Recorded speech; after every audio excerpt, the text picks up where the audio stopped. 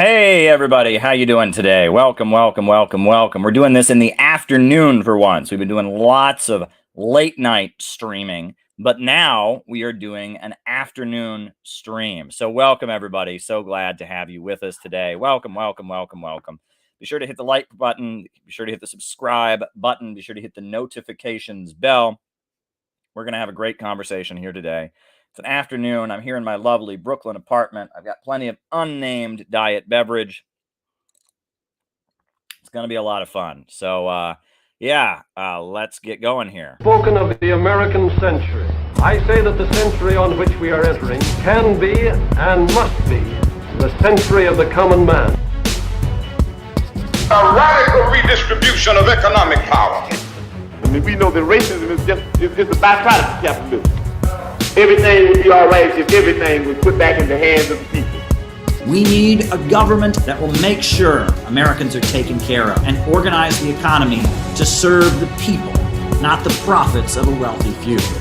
We now have the techniques and the resources to get rid of poverty. We got to start getting out there with the people. Get out of the movement and get to the masses. We need a government of action.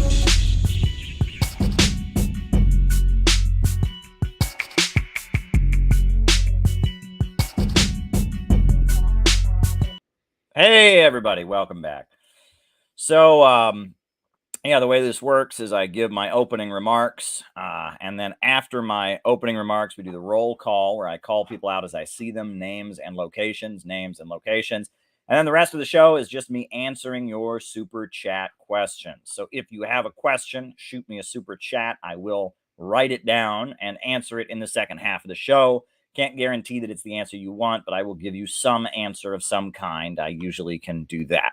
Welcome everybody. If you want to tweet this out, put this out on Twitter, Facebook, social media, that would be awesome. Always fun to engage with all of you on a lovely afternoon. It's Thursday. It is Thursday. It is Moundy Thursday. Tomorrow is Good Friday, previously known as Black Friday. In the 1970s, people realized that was a bit insensitive to people of color, so they started calling it Good Friday. And then Saturday, I don't think there's an official name for it in English, but in the Spanish-speaking countries, they call it Sábado Sancto, the Sacred Saturday. And then Sunday is Easter. It is Holy Week, a very, very important time. And I'm here in my lovely Brooklyn apartment, and plenty we can talk about. So put this up on Facebook, on Reddit, on Twitter, wherever videos are posted, etc., etc. So as you all know, there was a horrendous shooting here in New York City on Tuesday, and I rushed to the scene and did my job as a reporter for RT, and I covered the shooting. I gave coverage of it, and I was on the scene, and was pretty wild. So I want to update you on what's happened since then. For those of you who may not be paying attention, I'm here in New York. It's very, very important. I'm going to update you on what's gone on since then. And I'm not really coming to any conclusions because we really don't have all the facts, but things are developing in a bit of an odd way. And so I want to share you the views of my healthy skeptic, the healthy skeptic that I am. I'm going to give you my impressions, some things that I've noticed. Okay. I'm not going to tell you what I think is going on because I do not know what is actually going on. We will find out, I'm sure, or maybe we won't find out, but something's a little odd about all of this. So first things first, the shooting happened Tuesday morning, 8:30, subway, bullets flying, green smoke, horrendous. So immediately they came out and they said that the shooter was 5'5", African-American male wearing a gas mask. Okay. All right. Very good. And then, the police helicopters, I was there on the scene. The police helicopters were everywhere, and the forensics teams were out there, and the terrorism squad and the Department of Homeland Security. And little side note, I just think this is funny. So I was on the scene, right? Of course, I'm doing my reporting for RT, so I'm wearing my nice long coat because it was still a little chilly. It wasn't really that chilly. I didn't need the coat, but it had been chilly a couple days before, so I didn't know. And so I put on my not my winter coat, of course. It wasn't that cold, but like my regular coat. And I'm wearing a tie, a nice tie because I'm on air reporting. And as you know, I've got my red hair and I've got my Irish face and my nose and etc. So I'm standing there. And the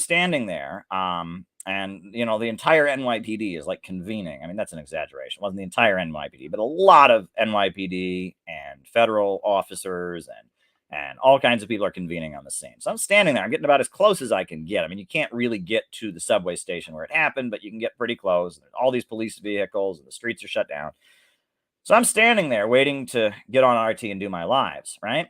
And all these cops keep walking by me. And their cops are there's cops that are white, there's cops that are black, there's cops that are Latino, there's cops that are Asian, and all these cops are walking by me and they see me standing there in my suit with my red hair and my nose and my, like very pale skin, and I'm standing there with my phone and my suit on, and they keep kind of, looking up at me, like nodding up at me. And I'm like, what? Why are they nodding at me? Like they know me. The cops are like, oh, okay. They're like nodding at me like they know me. And I realized something. The brass of the NYPD are historically Irish. Did you know this? There's a reason they call those police wagons paddy wagons. Did you know that? There's a whole stereotype about, Officer O'Neill so they see me wearing my suit and they see me standing there outside the crime scene. They see me as an Irish guy with his hair slicked back and red hair and all that. And they think he must be a detective. They think he must be, that must be Detective O'Neill from the squad from downtown. Oh, good to see you there. Oh, and the cops are like kind of waving at me. Oh boy, it was pretty funny, right? They thought I was one of the higher ups, right? Because I've noticed, if you don't know this, the NYPD, they have 3 uniforms, right? Regular cops wear blue. Regular cops wear blue. If a regular cop who's on the street, write you a ticket for speeding, arrest somebody for shoplifting, they're wearing blue, right? Typical blue, NYPD blue uniform. But then you got a little bit higher up, and they wear white shirts. They call them, white shirts. At Occupy Wall Street, we used to call them white shirts, right? And they wear the white shirts. And then the really high up, like the big bosses of the police department, like the people making 6-figure salaries and the people who aren't out on the street but are up in their offices, and those people that are negotiating contracts with security firms and overseeing the government surveillance and have politicians begging them for support, and those big cops, the big cops, those guys wear suits. They don't wear white shirts. They don't wear blue uniforms. They wear suits.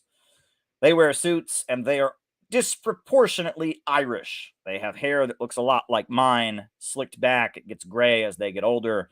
And they like to wear their suits and their big coats, and they walk around. And if they come around, all the other cops are like, oh. So, there you go. All right. Myth of Russian and Chinese imperialism. So, yeah, that was my experience. So I'm waiting to do my live, and I got cops walking by me, assuming that I'm one of the detectives or one of the high-ranking police commissioner staff or something like that, which I thought was kind of hilarious and amusing. And it speaks to how, ethnicity is a big deal, and not just in the police department, any the fire department, the sanitation department. Government jobs in New York City are very ethnic. There is an ethnic component to it, very ethnic component to it, right? I mean, anyone who's ever worked for the city, they always say, find your ethnic association. If you are Jewish, you join the Jewish association. If you're Irish, you join the Irish association. If you are German, you join the German association. If you're Italian, you join the Italian association. If you're black, you join the black association. That government jobs and government bureaucracy in New York City is very, very ethnic, and that if you work in city government and you Italian or you Irish, you may not actually be religious. You may be an atheist, but you're going to church. You're going to mass. If you live in Manhattan, you live in Brooklyn, you're going to mass, because that's the way. That's the association where politics is handed out. The Catholic Church has a lot of power in New York City politics because of the government, ethnic associations, etc.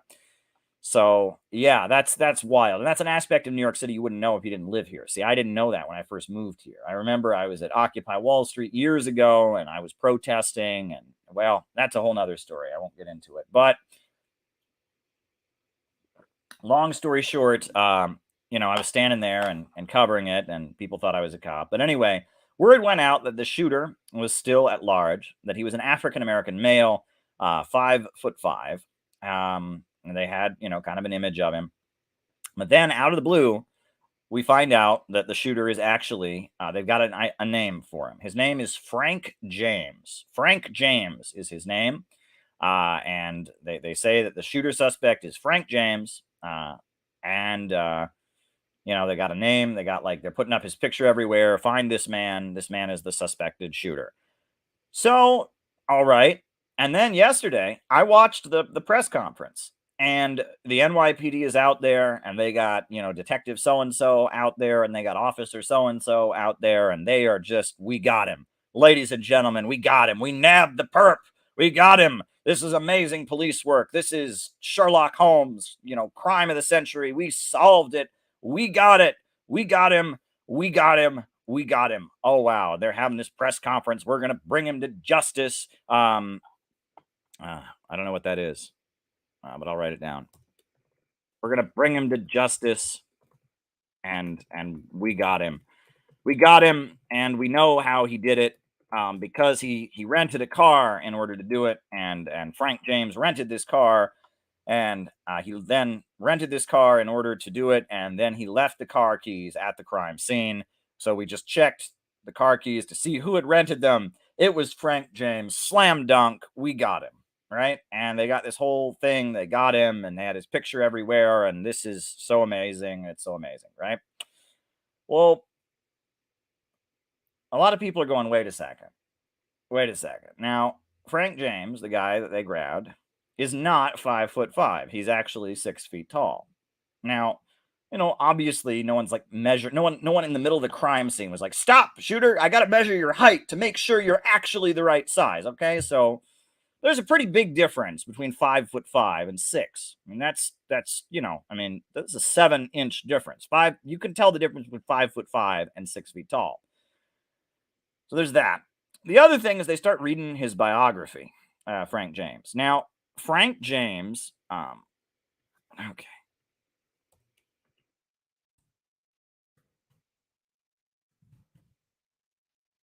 Wrote it down. Frank James, this guy is not a young man. He's 62 years old, and he has got a criminal record that is a mile long. Theft of service, sexual assaults. This guy has been breaking the law, but not with mass shootings and not with threats of mass shootings, but with just, petty crimes for years. I mean, this guy is, a habitual criminal. Which there are lots of such people. He jumped this turnstile. It's called theft of service. He's sexually assaulted women. We know what that is. And so this is a guy who's got a long record as a habitual criminal.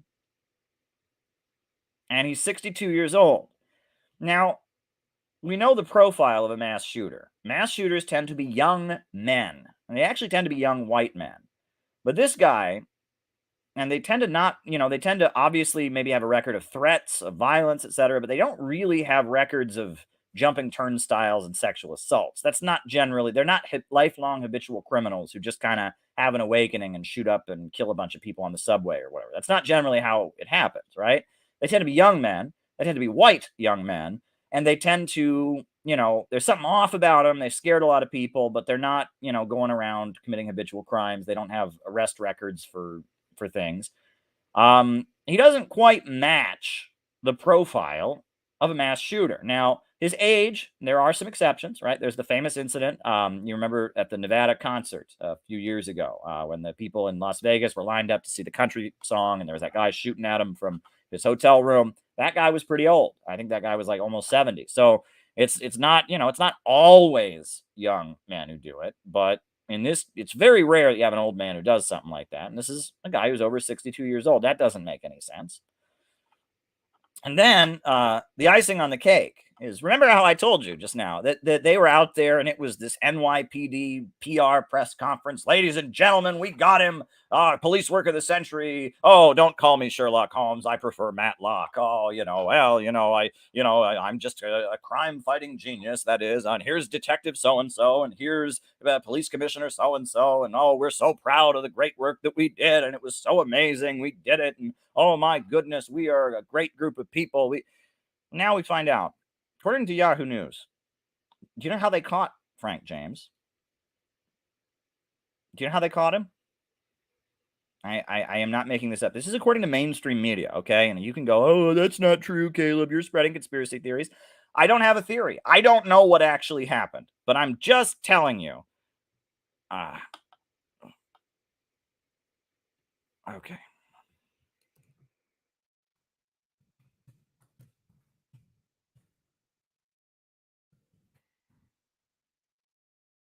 I'm just telling you.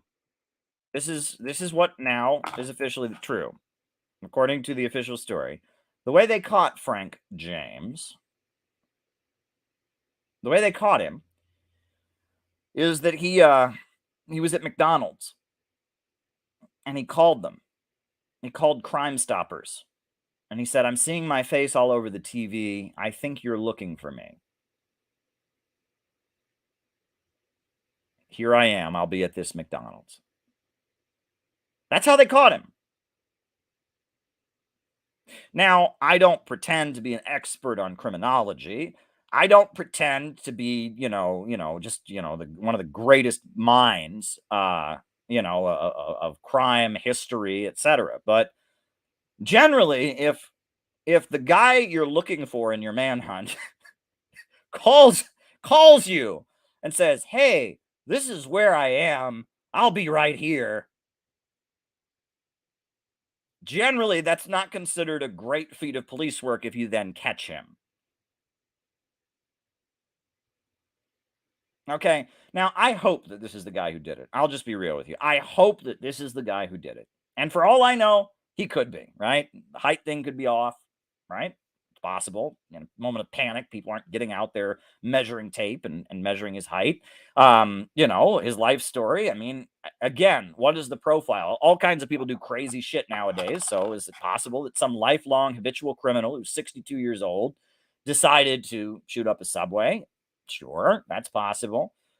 Is it possible that he was so bumbling and stupid that he rented a car in order to do his mass shooting and then, in the midst of the crime, dropped the car keys at the scene? And is it then possible that he saw that they figured out it was him because of his car keys and said, oh shit, took out his cell phone and said, hey guys, I'm here if you want to come get me. I'm at McDonald's. All of this is very, very possible. The official story here is very, very plausible. But I got some questions. I mean, it just doesn't seem to fit the profile of what generally happens in mass shooting cases. It does not fit the standard chain of events. It doesn't. I'm just being real with you. It does not fit the standard chain of events. Now, take from that what you will, right? You can call me a conspiracy theorist. I have floated no conspiracy theory. I have no conspiracy theory. All I'm saying is that what they said, what we are now being told about the event, is weird. And if you are not open-minded enough to go, wait a second, 5'5", 6'2", turned himself in, lifelong habitual criminal who's 62, great feat of police work, and now we find out they caught him because he called up from McDonald's and said, come get me. Something's not right here. And if you're not open-minded enough to go, wait a second. That said, is it possible he did it? At first, people that are not well psychologically, this is true, they tend to have different frames of mind. And in one state of mind, he's like a criminal mastermind and he's thinking out how to do it. In another state of mind, he's like, oh shit, and drops his keys. In one state of mind, he's like, they'll never catch me. And another state of mind, he's like, oh shit, my face is on the TV. I might as well just call him up. So is it possible that, in his criminal insanity, right? And this is a guy who, he was a habitual criminal. Again, doesn't fit the profile of a mass shooter, but is it possible that in his state of criminality and his psychosis and his, generally people that are habitual criminals like him have poor decision-making skills, right? They don't really think out the consequences of what they're going to do. Is it possible that this guy just, in his state of criminality, he committed a crime. He did it in what seemed at first to be a very calculated way that turned into a very sloppy way. He then said, "Oh, my face is all over the TV," turned himself in. Yeah, it's all very possible. It's very, very, very, very possible, right? So I hope Frank James is the guy who did it. I hope that this guy they grabbed, that it was his car keys. He's the guy in the video. I'm hoping that he's convicted and that he is the guy who did it. I'm hoping he's the guy who actually did it, and that as a result of his actions, he's convicted, prosecuted to the full extent of the law, locked away for the rest of his life so he never does something like this again. That's my hope. That is my hope. I want, this is a situation where I want the authorities to be correct. I don't want them to grab the wrong guy. I don't want them to be lying to us about this. I don't want that. Right? I'm not, this isn't, it weirds me out that 10 seconds after anything happens on the news, immediately they call it a false flag. Anything, right? Joe Biden farted, false flag fart. That's a false flag fart. There's a plane crash in Illinois, false flag, plane crash. Okay. Everything's not a false flag. Everything is not a false flag. Terrorist attacks happen. Mass shootings happen. Crimes happen.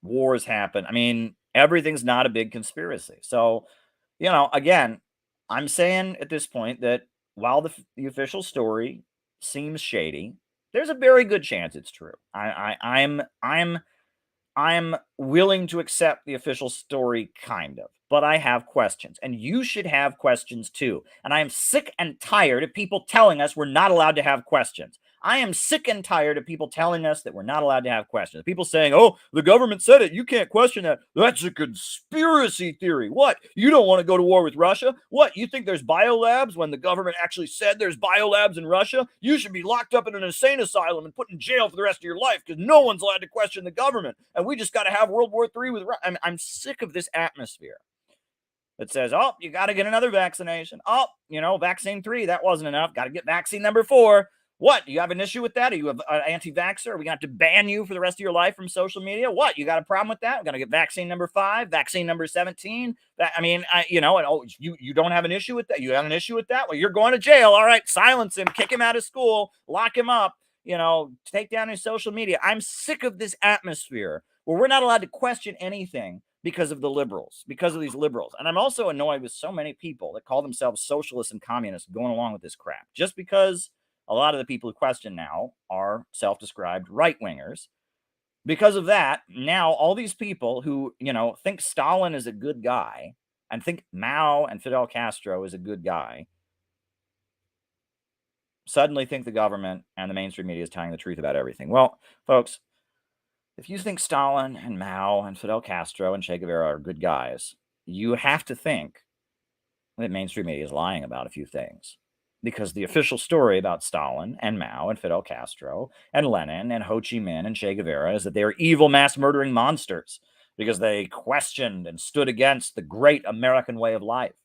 You can't be a communist and be a shill who accepts the official story. You can't be, right? I mean, I'm sorry, but if you are somebody who thinks that communism has any validity, you're going against the grain. The mantra of U.S. society is communism never worked anywhere. It never had a single success. It always failed everywhere it's ever been tried. Never has communism ever, raised anyone out of poverty. Never has it electrified a country. Never has it won a war. All communism ever created was gulags and starvation and misery and death. And I know for a fact that that's not true. I've been to Venezuela and I've been to Nicaragua. And I've been to the former Soviet Union, and I can tell you that communism raised millions of people out of poverty. Communism electrified the entire countries of Russia and China. It defeated the Nazis and invented space travel. And that what we have been told about communism is bullshit. The official story about communism is bullshit. So if you can question the official story about communism, why can't we question the official story about anything else, right? Obviously, there are bullshit conspiracy theories out there. Love your work. Well, thank you, CJ. Love you too. Obviously, there are bullshit conspiracy theories out there. Just because the government says it doesn't make it false. That's true, right? And just because the ruling class says it doesn't make it false, right? That there are a lot of things the government says that are true.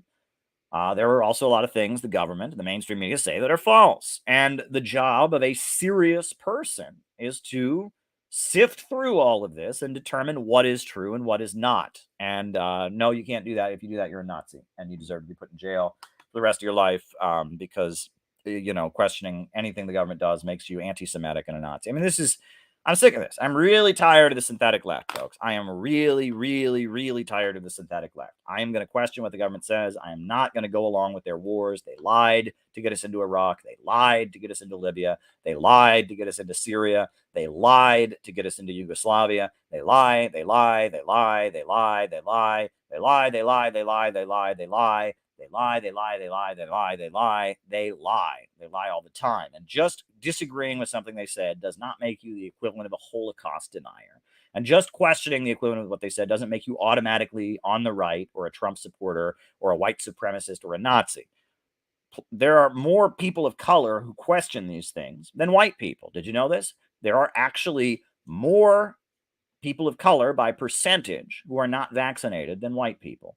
What we call anti-vax sentiments, suspicion about the vaccine, refusing to get vaccinated, is more popular among the black community than among the white community. So this idea that everyone who's not vaccinated is a racist, is a white supremacist, is a Ku Klux Klan guy, that's bullshit. That's bullshit. But that doesn't stop these people from saying it. Does not stop these people from saying it. And it's annoying. It's genuinely annoying. And that said, I am 100% vaccinated. And no, the vaccine did not kill me. Made me feel a little sick. But, other than that, I got vaccinated. I'm fine. My wife is vaccinated. The vaccine is real. It's not a hoax. COVID is real. I had it at one point. It's not a hoax. I am not a quote unquote anti-vaxxer, but I don't think anti-vaxxers should be declared to be bad people. And this is why. I don't think anti-vaxxers should be declared to be bad people. You ever hear the story of the little boy who cried wolf? They used to tell us these stories. There's like this folk wisdom that we used to get in the United States. They don't do that anymore with little kids. And, they don't tell you nursery rhymes and folk wisdom. Everyone just learns everything from TV or from their iPhone or whatever. But back in my day, I'm only 34 for Christ's sakes. People think I'm an old man. I feel like Grandpa Simpson here. But back in the day when adults were trying to teach children moral lessons, they would tell them these things called folk tales or fables or parables. And one of the popular folk tales or fables or parables is called The Little Boy Who Cried Wolf. And it's supposedly there's a little shepherd boy. Oh, thank you, Jaybird. I appreciate it. Thank you, Jaybird. I really do appreciate it. The story goes there's a little shepherd boy who is watching over his sheep. And it is quite boring to watch over his sheep. It's boring. He doesn't like doing it. And he's bored. But he's been told that if a wolf ever comes to attack his sheep, he needs to run down to the village and tell everybody, and they'll come and they'll get rid of the wolf. So one afternoon, he's bored. He's watching his sheep. And he says, I'm going to say that a wolf came when no wolf came. And so he runs down to the village and says, oh my God, a wolf is coming and attacking my sheep. And so the villagers assemble and they run up to the flock where the sheep are, and they don't see any wolf. And they're like, kid, really? Really? And they all go back to their lives. Okay, abolish the Fed. All right.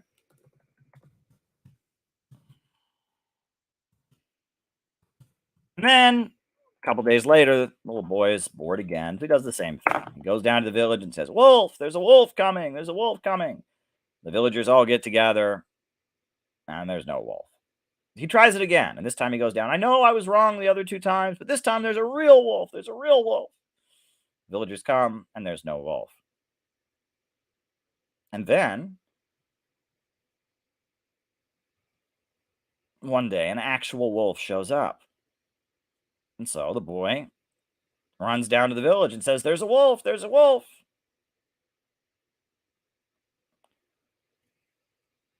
and the villagers say, yeah, we fell for that 3 times, kid. Nice try. And he's like, no, there's really a wolf this time. And I say, no, we fell for that 3 times, kid. And so all the sheep are eaten up by the wolf. Right? And that's the little boy who cried wolf. And that is the analogy that I make for what's going on with the anti-vaxxers. They told us that Saddam Hussein had chemical weapons and he was going to kill us all with mushroom clouds, etc. And that was bullshit. They told us that Gaddafi was handing out Viagra so he could brutally rape women, and we had to invade and overthrow the government of Libya to rescue those poor innocent Libyans, and that was bullshit. They told us that Slobodan Milosevic was committing genocide and was committing genocide against ethnic Albanians, and it was the new Holocaust and concentration camps, and oh my God, and that was bullshit. The U.S. government lies over and over and over and over again. And so now, at a time where we really need to be able to trust our government, a pandemic is a very serious situation. People have died. A lot of people have died from COVID. At a time where we really need to be able to trust our government, a lot of people don't. A lot of people don't because the government has lied over and over and over again. Now, whose fault is that? Is that the fault of the people who don't believe the government? Or is that the fault of the government that has lied over and over and over again? Whose fault is that? And the story of the little boy who cried wolf, do you blame the villagers or do you blame the little boy who cried wolf over and over and over again? I feel like this is kindergarten stuff, but I have to repeat myself because it seems like common sense. A lot of these people, social media is full of people who don't think in these terms, right?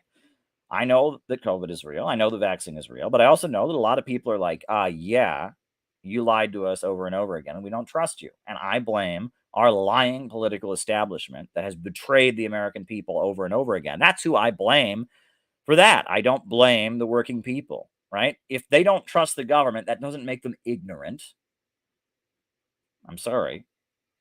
Not trusting the U.S. government does not make you ignorant. Not trusting the U.S. government does not make you unintelligent. Now looking into the actual facts, you have to sift through the truth and find the truth and figure out what the truth is. But that's not an easy task, especially when we have a society that works really, really hard to make people stupider.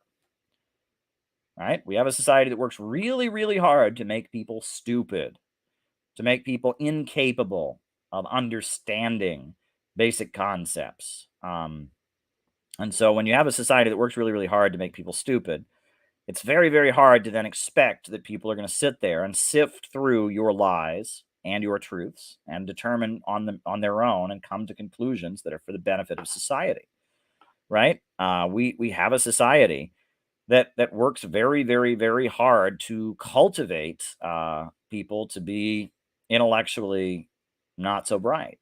And so when you cultivate people, when you have an awful educational system, when you have media that's dumbing things down, and then you basically create a situation where people can't trust the government and they have to sift through everything for themselves, often people are going to sift through badly, and that's going to happen.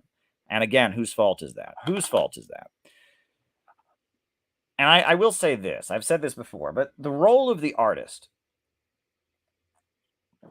the role of the musician, the role of the painter, the role of the entertainer, the actor, the playwright, the screenwriter, the journalist, the role of the artist is to make people better with his art. The role of the journalist is to make people better informed with his journalism. The role of the musician is to make people better with their music. Right?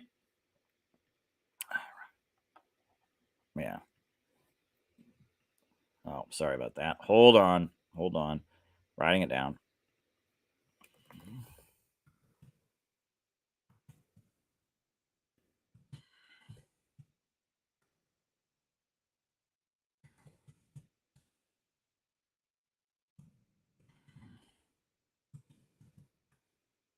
And that's the goal, right? The musician is supposed to make you better with his music. Journalist is supposed to make you better informed with his journalism. The writer, the novelist is supposed to teach you something and make you a better person with his novel. Okay, anti-Bush left.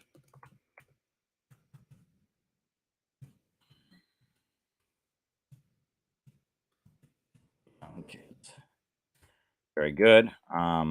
Consider Telegram to announce the live streams. Good idea. Writing it down.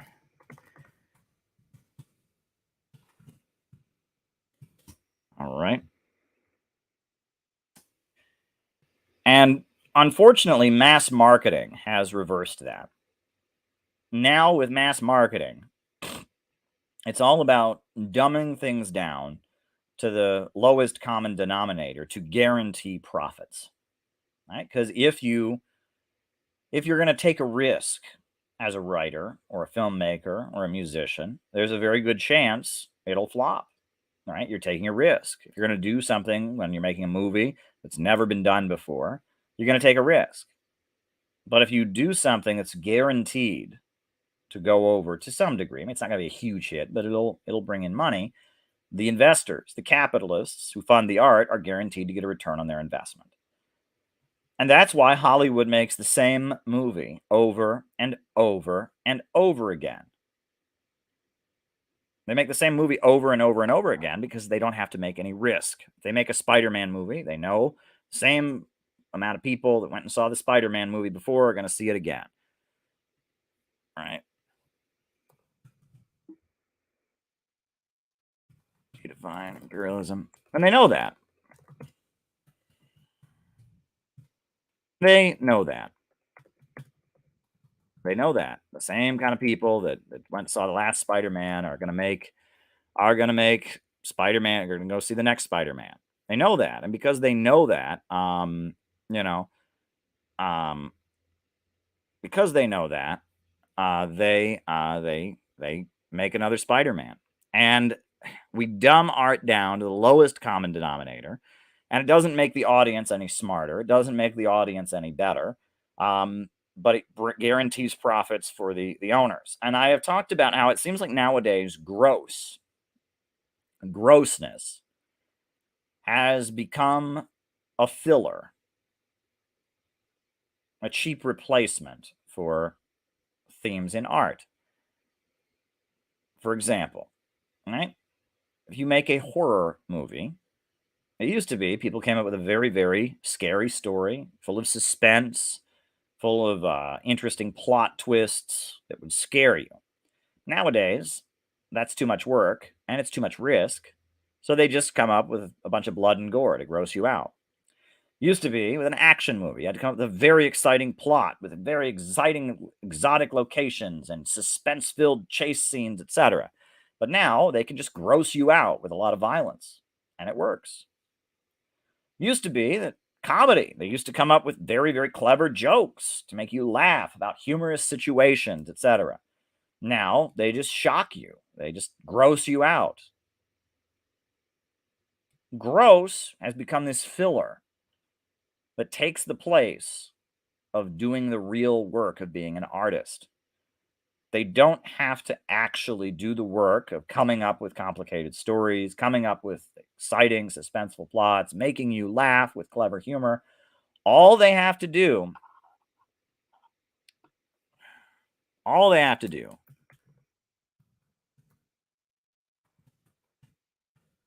is gross you out. And when you're being grossed out, you're being shocked. That's really what it is. Human beings, we have a natural reaction to blood and gore. It shocks us. We have a natural reaction. It's not a natural reaction, but things that are taboo, right? It's generally not polite to talk about, one's private parts. It's generally not polite to talk about sex or feces or things like that. So by breaking a social taboo and talking about feces or private body parts or sexual activities, it shocks us and grosses us out, and we laugh, right? And that is cheap. It's not doing the real work. But that's what Hollywood wants to do because they can get a return on their investment. This is capitalism ruining art. I've heard so many people say, well, the problem with socialism, under socialism, the government controls everything. And under capitalism, the artist is free to make whatever movies he wants. Caleb, well, that's not how it is. And in fact, George Lucas, the creator of Star Wars, gave an interview where he said that in the Soviet Union, filmmakers had more freedom than filmmakers in the United States. Why? Sure, filmmakers in the United States could be more critical of their own government. But beyond that, they had way more creative control. You know, that filmmakers in the Soviet Union could go however they wanted. Whereas if you work for a Hollywood studio, that Hollywood studio is going to be all over you. All over you.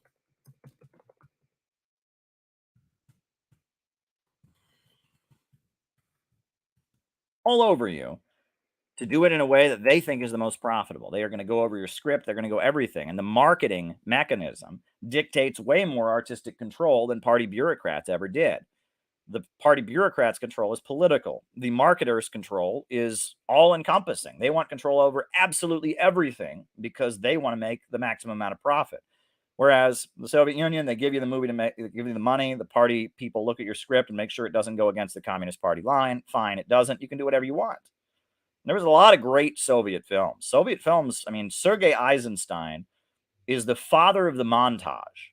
What he did with the film Battleship Potemkin and October, and what he did with Ivan the Terrible, I mean, that had never been done before. These were huge breakthroughs in the arts, you know, and they had great achievements. Socialist films, I mean, it's great. It's amazing what they have accomplished. Again, they try to make it sound like there was no art in the Soviet Union. Soviet Union brought us the music of Shostakovich.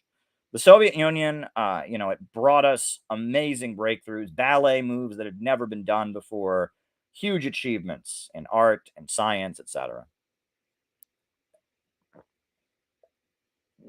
So that's just kind of my opening rant. I think that'll do for my opening remarks today because I've got a lot of super chats to answer, and a lot of them are good super chats. There's some damn good super chats people have sent me. I got plenty to say about all these super chats. So, yeah, why don't we do our roll call, and I'll call you out as I see you, names and locations, and then from there, we'll start answering super chats and keep them coming, folks. That's why I'm here. I'm here to answer your questions. After this, I'm going to exercise in the gym. I'm going to do an evening workout tonight. So that's how we're going to do it. You know, so yeah, names and locations, folks. I'll call you out as I see you. Who's with us tonight? Names and locations. We got Ron from Israel, right? We got Maupin in Scotland. We got Leipzig, East Germany, Micah in Las Vegas, St. David's, Bermuda, Carl from Denmark, Dallas, Texas, Jonathan from Arkansas, Temple City, California, Alameda, California, Bendigo, Australia, David Fox, good friend of the program, Mohsin from Iran, Gabby in Chicago, Quinn and Meredith. They're great folks, Quinn and Meredith. Harry from Washington State, Michael in Ithaca. Shout out to you, Michael. Troy in Kansas City, Greece. We got upstate New York, Jason in Birmingham, United Kingdom, DJ in Malaysia, Riverside, California, Detroit, Michigan, Ben in Illinois, Grant in England, William Kane in Gateshead, England, Lagos, Nigeria, Brian from Southern Illinois, right? Lancashire, Ash in Chicago, Scott in Miami, Alex in Las Vegas, Tim in La Junta, Ben in San Diego, Terra Hoot, Brazil, Juan in Quito, Ecuador, Hugo from the Netherlands, Scott and Angie in Miami, Detroit, Michigan, Mike in Arcata, Nick in Mayfield, Ohio, Steve in Southwest Michigan, the Gentle Laborer is in Minnesota, Carmen in Pennsylvania, Ian in Burren, Washington, Quebec, Nick in Mayfield, Ohio. We got John Smith giving me a thumbs up. We got Rev in Ohio, Randy in Oregon. We got Captain Waffles in Florida, good friend of the show. Adrian in Canary Islands, Albuquerque, New Mexico, San Francisco, California, Los Santos, Roland. Very, very, very good. Very, very, very good, folks. So glad to have you here on the program. London, Britain, Bradley Wasser in St. Louis, Adrian in the Canary Islands of Spain, Nathaniel from Washington. Welcome, welcome, folks. John in Portland, defund the oligarchy. All right, folks, we're going to start answering the super chat questions. So if you have something you want me to talk about, I will put it on the list. I have quite a list in front of me, and we're going to start answering your super chat questions. Super chat question number 1. Can you debunk the myth of Russian and Chinese imperialism? Yes, because imperialism is not a term for send troops into a country. Imperialism is not a term for country do bad thing.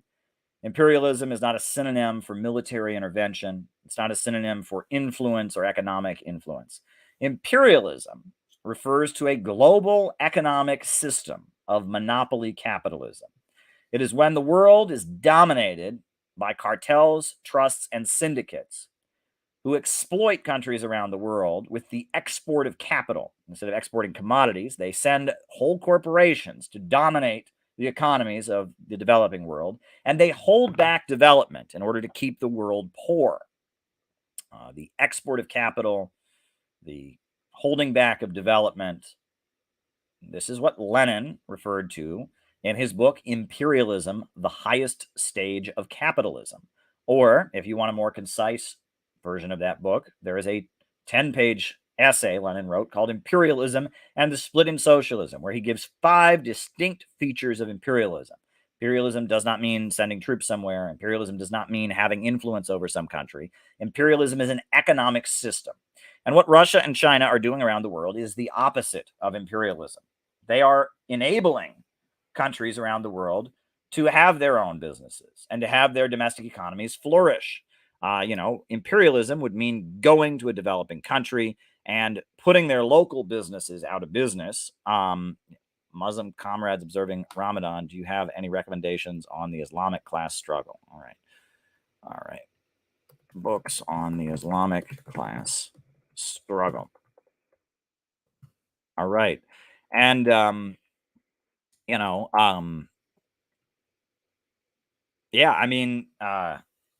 imperialism is not what Russia and China are doing. Imperialism is when the British Empire went to India and burned all the textile looms and forced the people of India to import their cloth from Britain. Imperialism is the fact that the people in Mexico have been growing their own food since long before Christopher Columbus arrived. But now, because of the North American Free Trade Agreement, they've been forced to import all of their food from the United States because the domestic farmers have all been put out of business. Thank you, David Fox. David Fox sends solidarity from Australia, and it is greatly appreciated. Greatly appreciated. Thank you, David. Great friend of the program out there in Australia. Imperialism is an economic system. Imperialism is an economic system. I'm going to change the way my legs are, so I have to... Whoa, that's weird. See, this is how you can tell I'm real, right? If the Illuminati or the U.S. government or the CIA were paying me, I would have a much more professional setup. Taco Bell or Del Taco? I don't know what Del Taco is, so there you go. All right, but anyway, imperialism is an economic system. It's an economic system in which countries are kept poor, and the export of capital keeps countries from developing their own economies, suppresses the domestic economy, and forces the people to be poor. And China, with their Belt and Road Initiative, they go to an African country, and they do the opposite. They build power plants so that people can have a more thriving economy by having electricity. They go to countries in Southeast Asia, and they build airports so that more people can fly in there and have more of a thriving economy. What Russia is doing with the Eurasian Economic Union, what China is doing with the Belt and Road Initiative, is the opposite of imperialism. Imperialism is about beating countries down and preventing them from developing their own economy and having Western capitalist corporations dominate the world. That's what imperialism is. And what Russia and China are doing is the opposite of that. So it's not imperialism. There you go. All right. Would I do an interview on the D program? I don't know what the D program is, so I'd have to look into what it is, but I generally will do interviews. So if people from that program want to send me an email to set up an interview, I'm getting a lot of requests right now, folks. And that's a good thing, right? More people want to hear what I have to say, but it also limits my ability to reply to all of them. So, if you would like to, if you'd like to have me, just send me an email, calebmaupin@gmail.com. Caleb Maupin, all one word, CalebMaupin @gmail.com. That's how you can reach me. So there you go. There you go. Next super chat question. All right. Why are leftists afraid to embrace conspiracy theories? Well, here's the thing. All right. Because again, nuance, people. There's nuance to all of this. All right. There is a certain, conspiracy theories have been around for a long time as kind of an alternative to Marxism. Right. For example, anti-Semitism. Right. The Tsar in Russia, he was facing a revolutionary working class movement, the Bolsheviks, etc. So in order to suppress that, they came out with a conspiracy theory. They said, well, the problem isn't the Tsar. The problem isn't capitalism, do you know anything about Dyn Corp? No, I do not. The problem isn't capitalism. The problem is the Jews, right? When they came out with the Protocols of the Elders of Zion, this anti-Semitic screed that said, the problem isn't capitalism. The problem is an ethnic religious group called Jews. And, it's a ridiculous text. It says that, like, basically, giving everyone the right to vote is a Jewish conspiracy and et cetera, right? Well, that's not good. And that, for a long time, there has been various political trends that have developed that have said, well, the problem isn't capitalism. And the problem is this group of things high up on the thing. It's the Freemasons, it's the Elks, it's the Vatican, it's the this, it's the that, and that is a way of diverting class struggle. French elections, communist and socialist support for Macron. All right.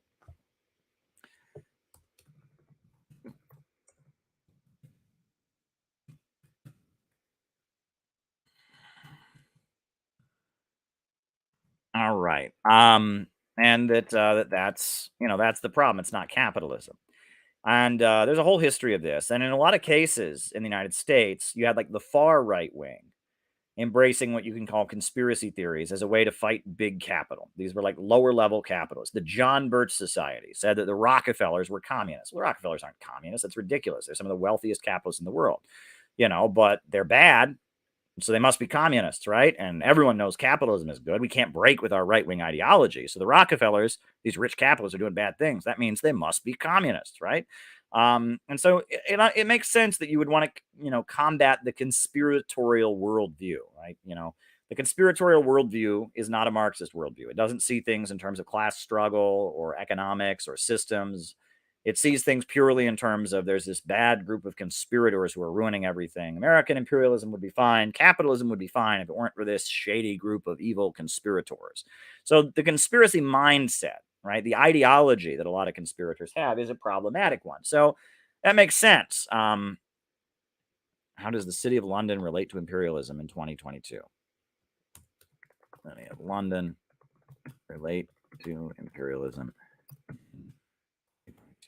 So it makes sense that people in the Marxist movement might resist that mindset because it's a barrier. A lot of people who don't want to embrace a Marxist or an anti-imperialist worldview, they embrace the conspiracy worldview, which is a way of avoiding having to wrangle with big questions about the problems of capitalism. So I understand that. But that said, conspiracies do happen, right? Look at the death of JFK. Look at how we were lied to about weapons of mass destruction. The idea that the overall conspiratorial worldview, it says the problem isn't capitalism, the problem is just the conspirators, does not in and of itself make conspiracies false. Conspiracies can still happen just because, and the capitalists are always conspiring against each other. 18th Brumaire of Louis Bonaparte is a very important text written by Karl Marx about how the French capitalist class, and thank you, Wavy, how the French capitalist class was conspiring. They were conspiring against each other. The Party of Order was conspiring against the Society of December 10th. And Louis Bonaparte was asserting himself as building a lumpen army to, assert himself over the rest of the capitalist class. And that these things exist. There are conspiracies in this world, even though we live in a world where the problem is capitalism and we do have an economy and we do have, historical and dialectical materialism showing the objective laws of history. So that's what that's about. All right.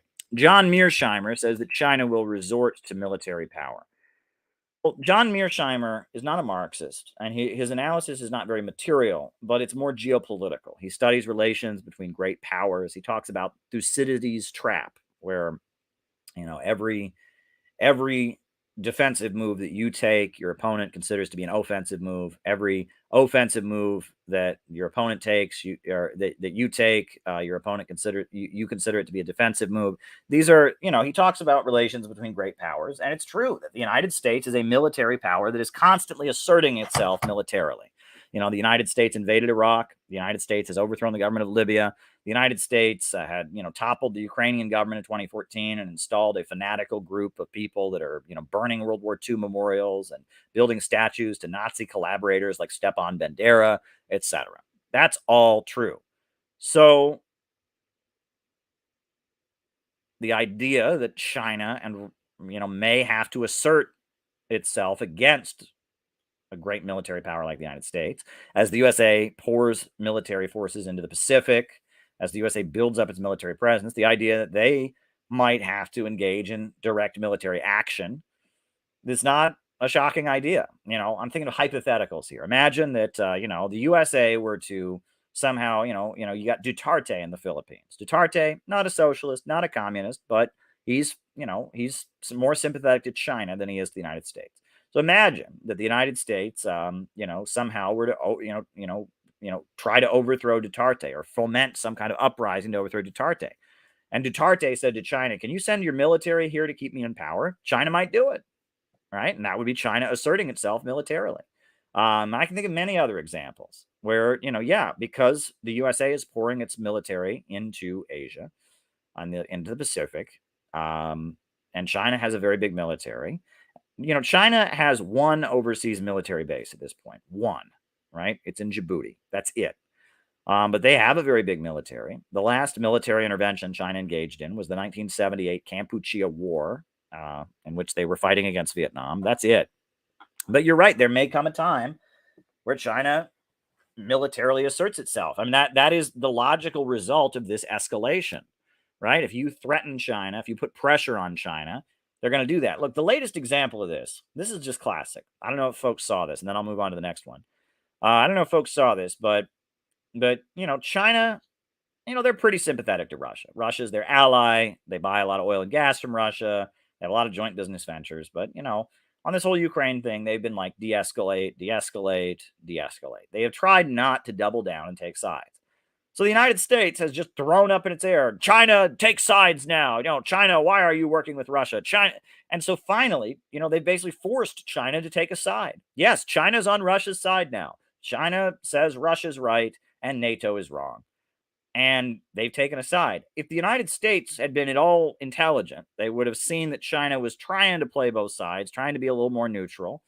And they would have said, okay, let's hold on to that. But oh no, the United States put so much pressure on China. How dare you not condemn it? Take a position right now. And so China did. And they said, okay, we support Russia. There you go. Again, polarization, escalation. Not good. Not good. All right. Next question.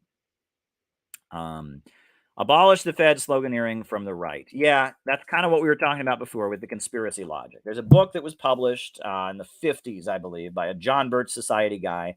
It's called The Creature from Jekyll Island. And it talks about how the Federal Reserve Bank was created by Henry Morgan, right? Before the Federal Reserve existed, there were stock market panics, they used to call them, every 1 to 3 years. The stock market during the Gilded Age that libertarians think was so amazing, the Gilded Age, the stock market would go down every few years. And there'd be mass unemployment and people would lose their savings in the banks. And it was a nightmare. So early part of the 20th century, Henry Morgan, he had basically been bailing people out when, in order to keep the U.S. economy going, and thank you, Wavy, for the super chat. In order to keep the economy going, Henry Morgan would he would bail people out. He would use his own personal money. He was so wealthy, Henry Morgan, it's General Electric. He was so wealthy that he would bail people out. Well, Henry Morgan convened a meeting and they went to Jekyll Island. I know that sounds scary, like, Jekyll, Dr. Jekyll and Mr. Hyde, bum, bum, bum. But regardless,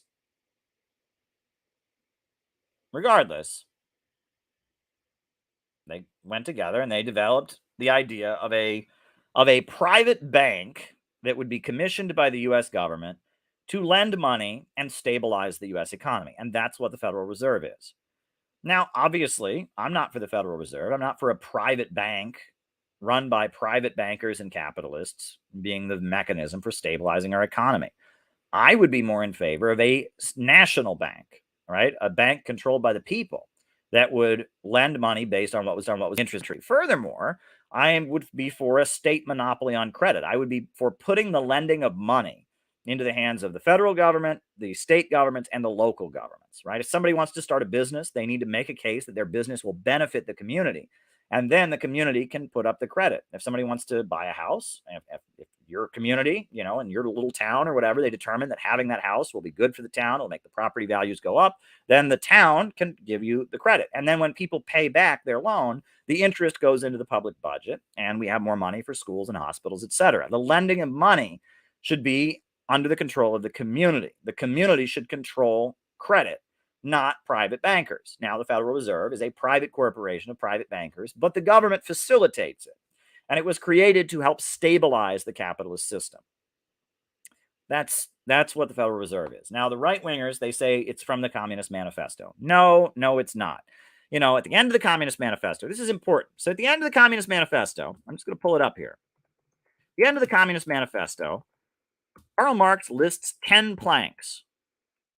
He lists 10 planks, and this is a program. This is like a transitional program. These are things that communists would like to create that aren't full communism, but things they can rally society around. 10 planks, 10 things that would be what they would mobilize society in favor of. And this is what we did with the Center for Political Innovation. We have our 4 planks, right? And the communists in Germany in 1848, they had 10 things that they believed in. And it's in the Communist Manifesto. In Chapter 2, he says, nevertheless, in most advanced countries, the following will pretty generally be applicable. Number 1, the abolition of private property and land and the application of all rents and land for public purposes, right? Taxing land values, public ownership of land. 2, a heavy progressive or graduated income tax. 3, abolition of the right of inheritance. 4, the confiscation of the private property of emigrants and rebels. 5, the centralization of credit in the hands of the state by means of a national bank with a state capital and an exclusive monopoly. That's number 5. So that's the creation of a government bank, which, first of all, the Federal Reserve is not a government bank. It's a private bank facilitated by the government. 2, right? It is not an exclusive monopoly, right? There's all kinds of other banks other than the Federal Reserve. The Federal Reserve is one bank facilitated by the government that lends money to other banks to try and stabilize the economy. It does not have an exclusive monopoly on credit, and it's not a state bank. So people who say that's the 5th plank of the manifesto have no clue what they're talking about. But everything's communism, everything bad is communism. Everything good is capitalism. And I can't question my ideology because I just want to stick to this conspiratorial worldview. And that's why I've always been frustrated with libertarians. Now, step 6 would be the centralization of the means of communication and transport in the hands of the state. Step 5, extension of factories and instruments of production into the hands of the state. 8, liability of all to work, basically giving everyone a job, establishing industrial armies for agriculture. 9, combination of agriculture with manufacturing industries, breaking down the difference between town and country school. And 10, free public education in public schools, abolish child labor. That was the original 10 planks that when Karl Marx was organizing back in 1848, if you ask Karl Marx what he was for, he had 10 things to tell you what he was for. Do those 10 things add up to socialism? No. You can still have capitalism and have those 10 things, but it was about polarizing society around those 10 demands. And that's what a transitional program is. And that's when people look at our 4-point plan of the Center for Political Innovation. Yes, if you nationalized all oil and gas, if you put credit in the hands of the state, if you mobilize the population to rebuild the country, if you created an economic Bill of Rights, those 4 things in and of themselves would not lead to socialism. But by polarizing society around these demands, you have to push back all the power of the bankers. You have to push back all the power of the big oil companies and the big natural gas companies. You would have to mobilize and hire millions of unemployed people, abolish unemployment by rebuilding the country. You would have to enact an economic Bill of Rights. Doing that would challenge capitalist power so much that it would lead to the creation of a working class government, of a dictatorship of the proletariat. And that's what a transitional program is. All right. I once heard that maybe President Abraham Lincoln was executed not for ending slavery because he wanted a stronger federal currency. All right. Lincoln nated over economic stuff. All right. So yeah, that's the idea. And the Federal Reserve is not a state bank. It is not a government bank, and it's not an exclusive monopoly on credit. It's a private bank propped up by the government in order to facilitate a lot of different private banks existing. So there's no monopoly and no state control. All right, next question. The person said, right-wing backlash to neoliberalism has made leftist defenders of capitalism and imperialism. Well, yeah, but it's not just that, okay? Because if it was just that, if that's all that had happened, there would be a lot of leftists who are like me that would be saying, well, okay, Well, the problem, I'm not going to defend capitalism and imperialism. I'm going to tell these right-wing people who are against globalism and neoliberalism that the problem is capitalism. But there's not that.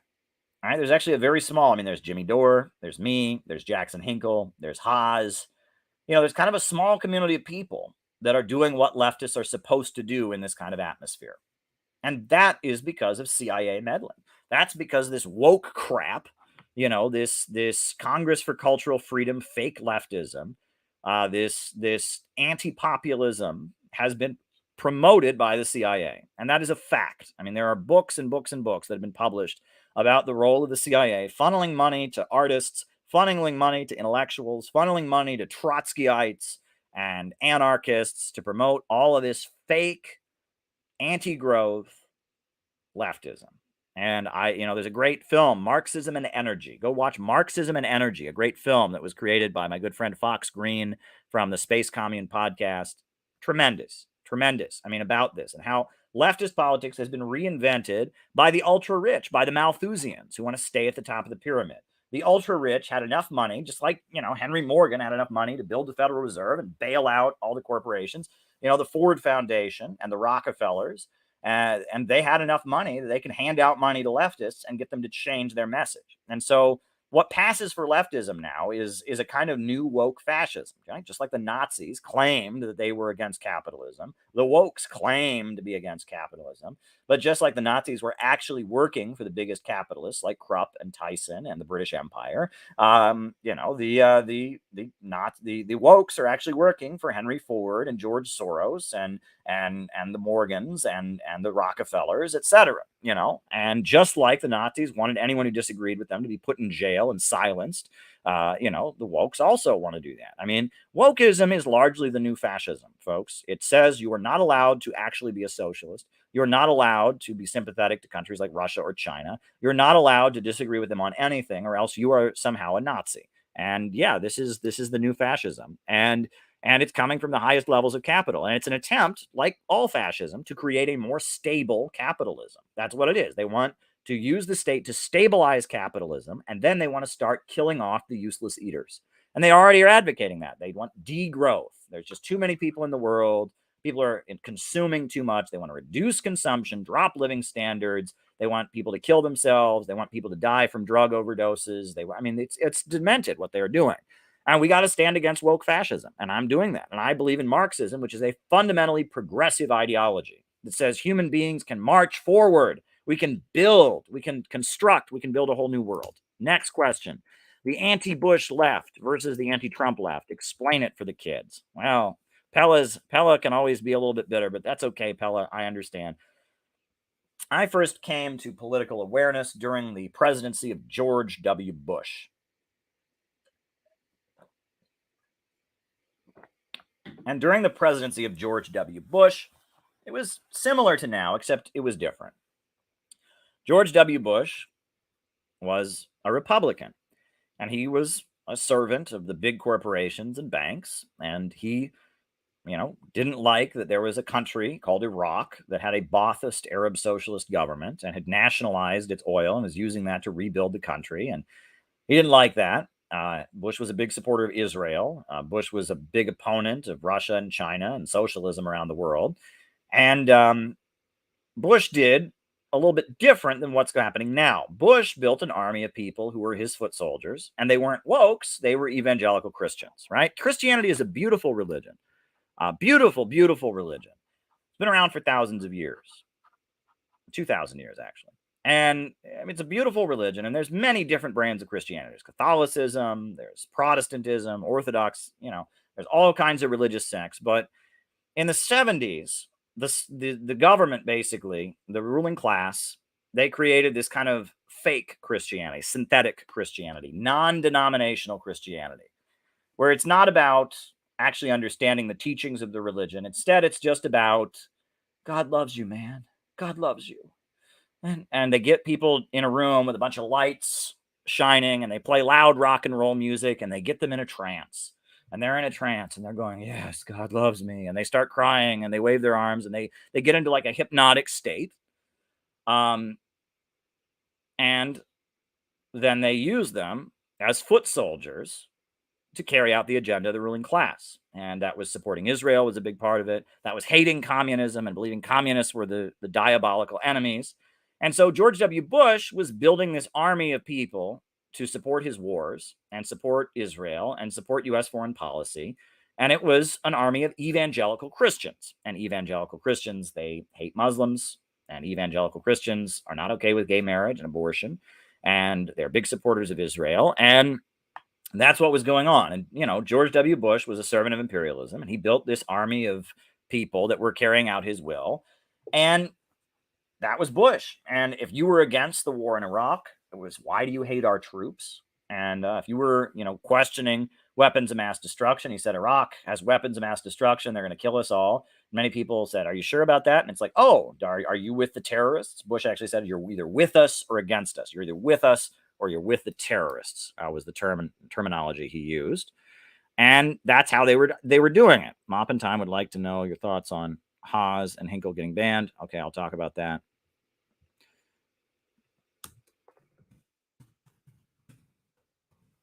And all right, Shining Path is awful. Awful or merely flawed. And you know, these you know, I mean, they built this army of evangelical folks and evangelical Christians. And a lot of the more old school Christians in the United States, we always had religious fanatics in the United States, right? Baptists and Mormons and, you know, Jehovah's Witnesses. And we've always had that. But a lot of the old school religious fanatics didn't like these people because they could tell it had nothing to do with what they were teaching. These people didn't know the difference between a Baptist and a Pentecostal, or they didn't know anything. It was just, you know, if you went to one of these churches, they're still around. I mean, they don't have anywhere near the power they once had. But Bush had built this army of people that were just like, God loves you, man. God loves you. And they were in this trance, and they were like his foot soldiers. And he was telling everybody that, you know, we were all going to die from Al-Qaeda. And 9/11 happened, and it scared a lot of people. And so a lot of people like myself woke up and saw that this was bullshit. They saw that Osama bin Laden was a Saudi billionaire and a Wahhabi Islamic extremist, and that Saddam Hussein was a secular Ba'athist Arab socialist leader, and the two had nothing in common. They saw the idea that Saddam Hussein was responsible for 9/11 was ridiculous. They saw that the rest of the world was saying they didn't buy the idea that Iraq was trying to get nuclear weapons or weapons of mass destruction. And you know, a lot of people were really against this, and being against it meant going against the establishment. And they would call you a conspiracy theorist, and they would say you're dangerous, you're extreme. And, you know, Ann Coulter said she wanted us to be waterboarded, basically, you know, and she basically said that, you know, there was this one American guy who became a terrorist, and she said they should give him the death penalty so that liberals know they can also get the death penalty. And, you know, it was like this whole thing where if you didn't agree with Bush, you were a terrorist, you were a Muslim extremist, and you were an enemy of the country. They had this army of people that were like in a trance, that were like, you know, supporting Bush, and they, you know, and shouting down his opponents. And that's what was going on. Now, fast forward to our time, this is a little different. It's a little bit different, right? The anti-Trump left are very much what the Bush supporters were. Right? These are people that are in a trance. They go to these woke shops and they cry and they feel so guilty about their white privilege. And everyone who disagrees with them is a fascist and a Nazi and an extremist. And they support the wars. Oh, USA needs to send weapons to Ukraine. USA needs a no-fly zone over Ukraine. Start shooting down Russian planes. And anyone who disagrees with them, they shout them down and want to beat them down with violence. And it's the anti-Trump left is very much a new incarnation of the pro-Bush movement in the United States. What the CIA did with the evangelicals, they're now doing with the wokes. Okay? Meanwhile, the same mindset is being applied to people that are critical of the woke left as people that were critical of the evangelical stuff. Right? They, you know, were traitors. We're the enemy. We need to be shut down. We need to be beaten up. We need to be punched in the face. We need to be locked in jail. So it's a completely different setup. Opposing Trump means you're going along with the woke cult. Opposing Bush meant standing against a cult. It meant standing against the kind of fascist mobilization of the ruling class. Now, there are different wings of the ruling class involved. You know, and the main reason that Bush ultimately crashed and burned and failed was because his crazy extremist cult hurt the interests of U.S. imperialism. You know, Bush called the war on terror a crusade. And you think that went over with Muslim allies of the United States? No. And the religious folks, the Christian right, were so anti-Islamic. They were pushing the idea that Islam was an evil religion and all Muslims are Satanist terrorists. And, the USA, it's a relationship with the Muslim Brotherhood, which has been a long time CIA proxy of the United States in the Middle East, fell apart. And the United States, even its relationship with Saudi Arabia was damaged. And on top of that, the economy crashed.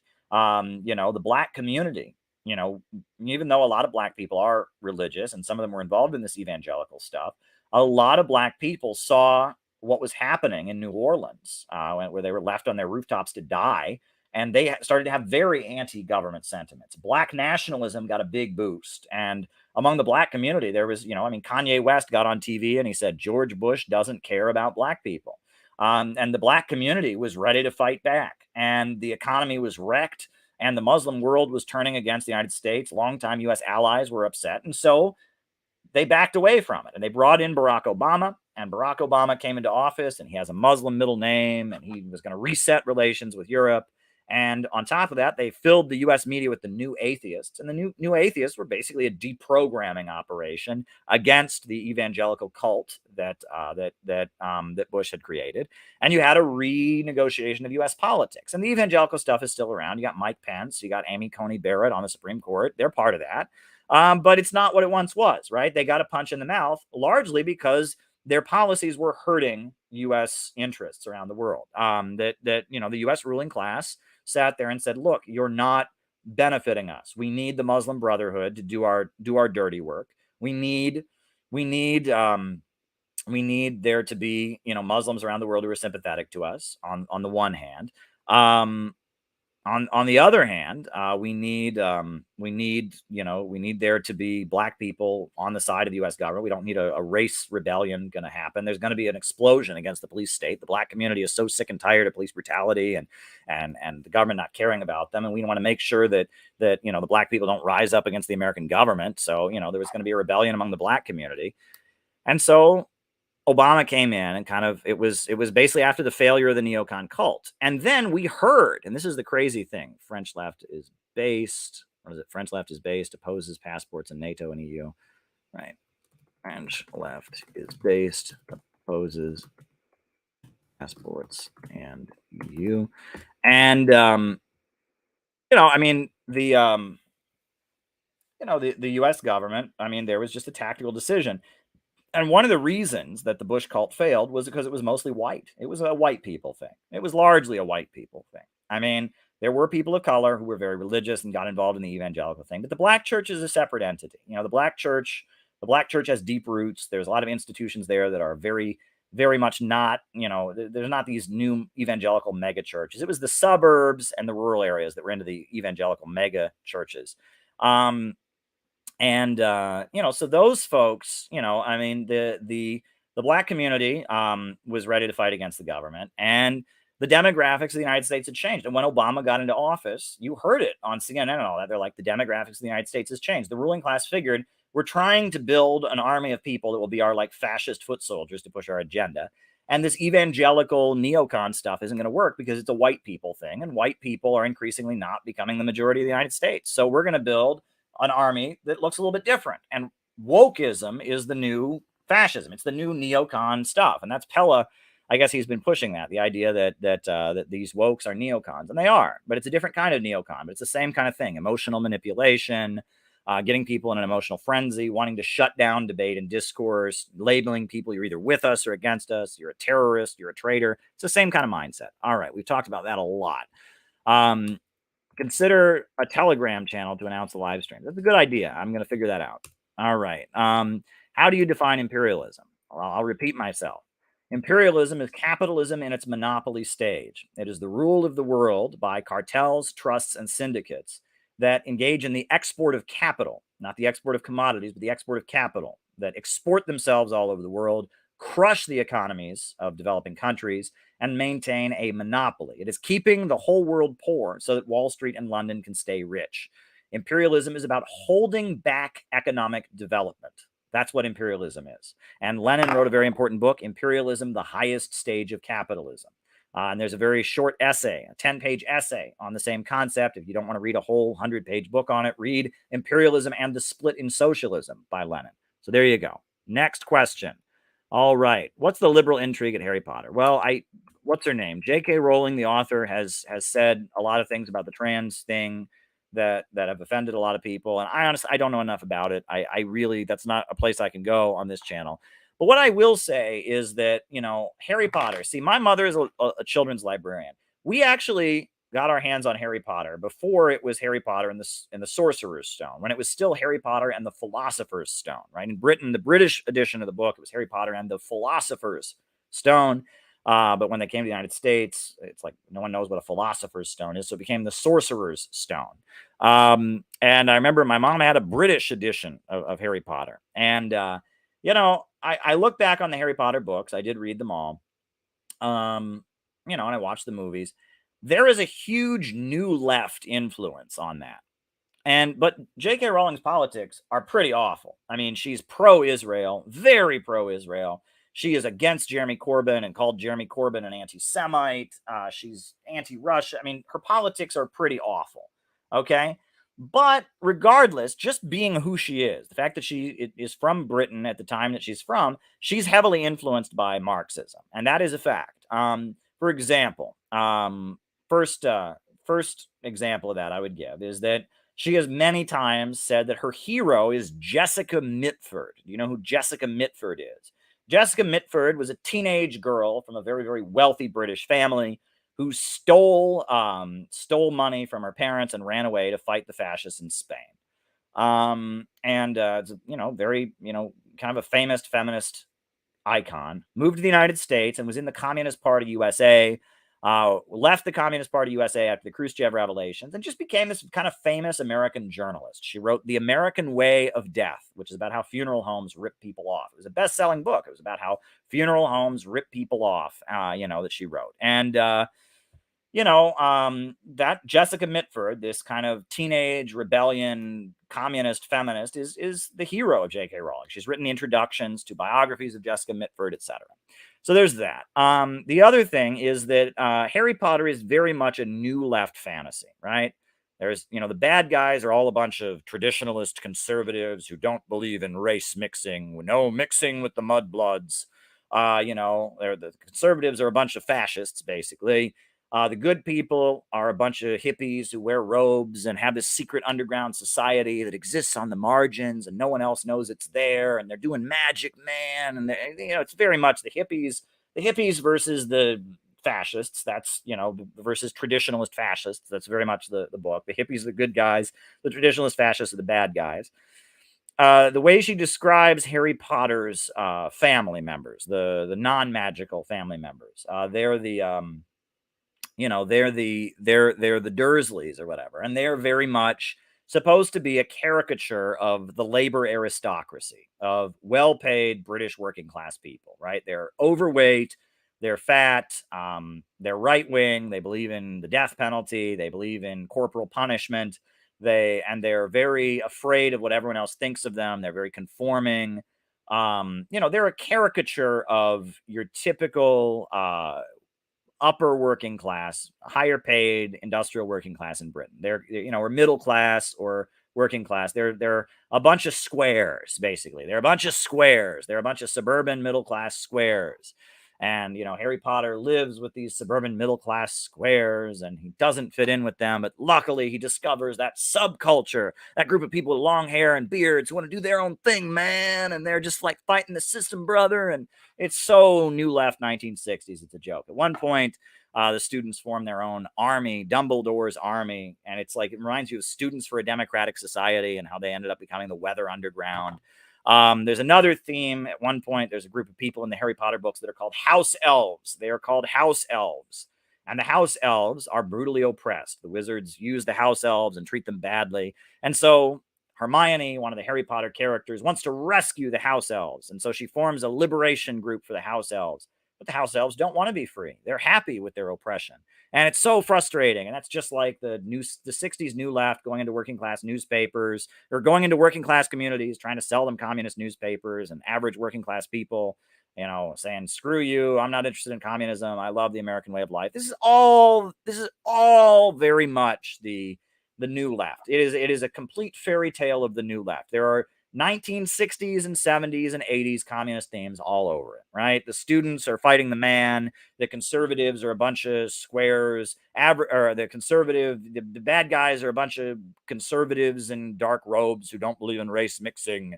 And the average people are a bunch of squares and are boring, and they're the Dursleys and they're muggles, and the heroes have this secret counterculture, and it is a whole 1960s wank. Read the History of Students for a Democratic Society by Kirkpatrick Sale. It is the new left is all over it.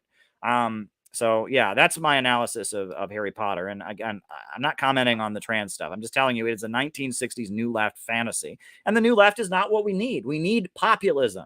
We need working class power, right? Anyone here old enough to remember hippies were trying to meditate and levitate the Pentagon? We'll talk about that, right? Levitate the Pentagon. But, we don't need anti-populist new left stuff. We need working class power. We need the politics of Gus Hall and William Z. Foster and Eugene Debs, Black Panthers, Huey Newton, Fred Hampton, bringing people together, the working class fighting for itself, class for itself, class against class, the workers against the bosses. So the politics that you would get, the politics that J.K. Rowling is very much reflecting in her novels is not the politics we need, but it's the politics of the Marxists and leftists of the era that she grew up in. I think she admits she marched against the Vietnam War when she was a teenager. She was very much a child of the new left, of the hippie counterculture new left. All right. Was Stalinism a thermidor or an extension of Leninism? Yes. Well, that's a joke. I had a friend years ago. If you asked him, is something this or this, he would say yes, and that would confuse you because you can't be no. But it was both. All right. First of all, you have to understand that Lenin changed Marxism. Right? Marx thought the revolution would happen in Western Europe. Marx thought that it would be the workers in Germany and France and Britain would one day rise up and seize their factories. The workers would control the means of production, and the most advanced capitalist countries would have the revolution, would move to socialism quicker. Well, Lenin came along and he said, well, actually, no, there's imperialism, the highest stage of capitalism. And Western capitalism is keeping countries around the world in poverty. And so it's going to be in the developing world, it'll be in the East. And countries that are kept in chronic poverty by capitalism, they're the ones that are going to have socialist revolutions. So Lenin changed Marxism. On top of that, Karl Marx and his buddies were a bunch of intellectuals. They were a bunch of middle-class intellectuals. They were writing manifestos against them, and they built very democratic organizations that followed Robert's Rules of Order. That's a dumb question, but I'll answer it.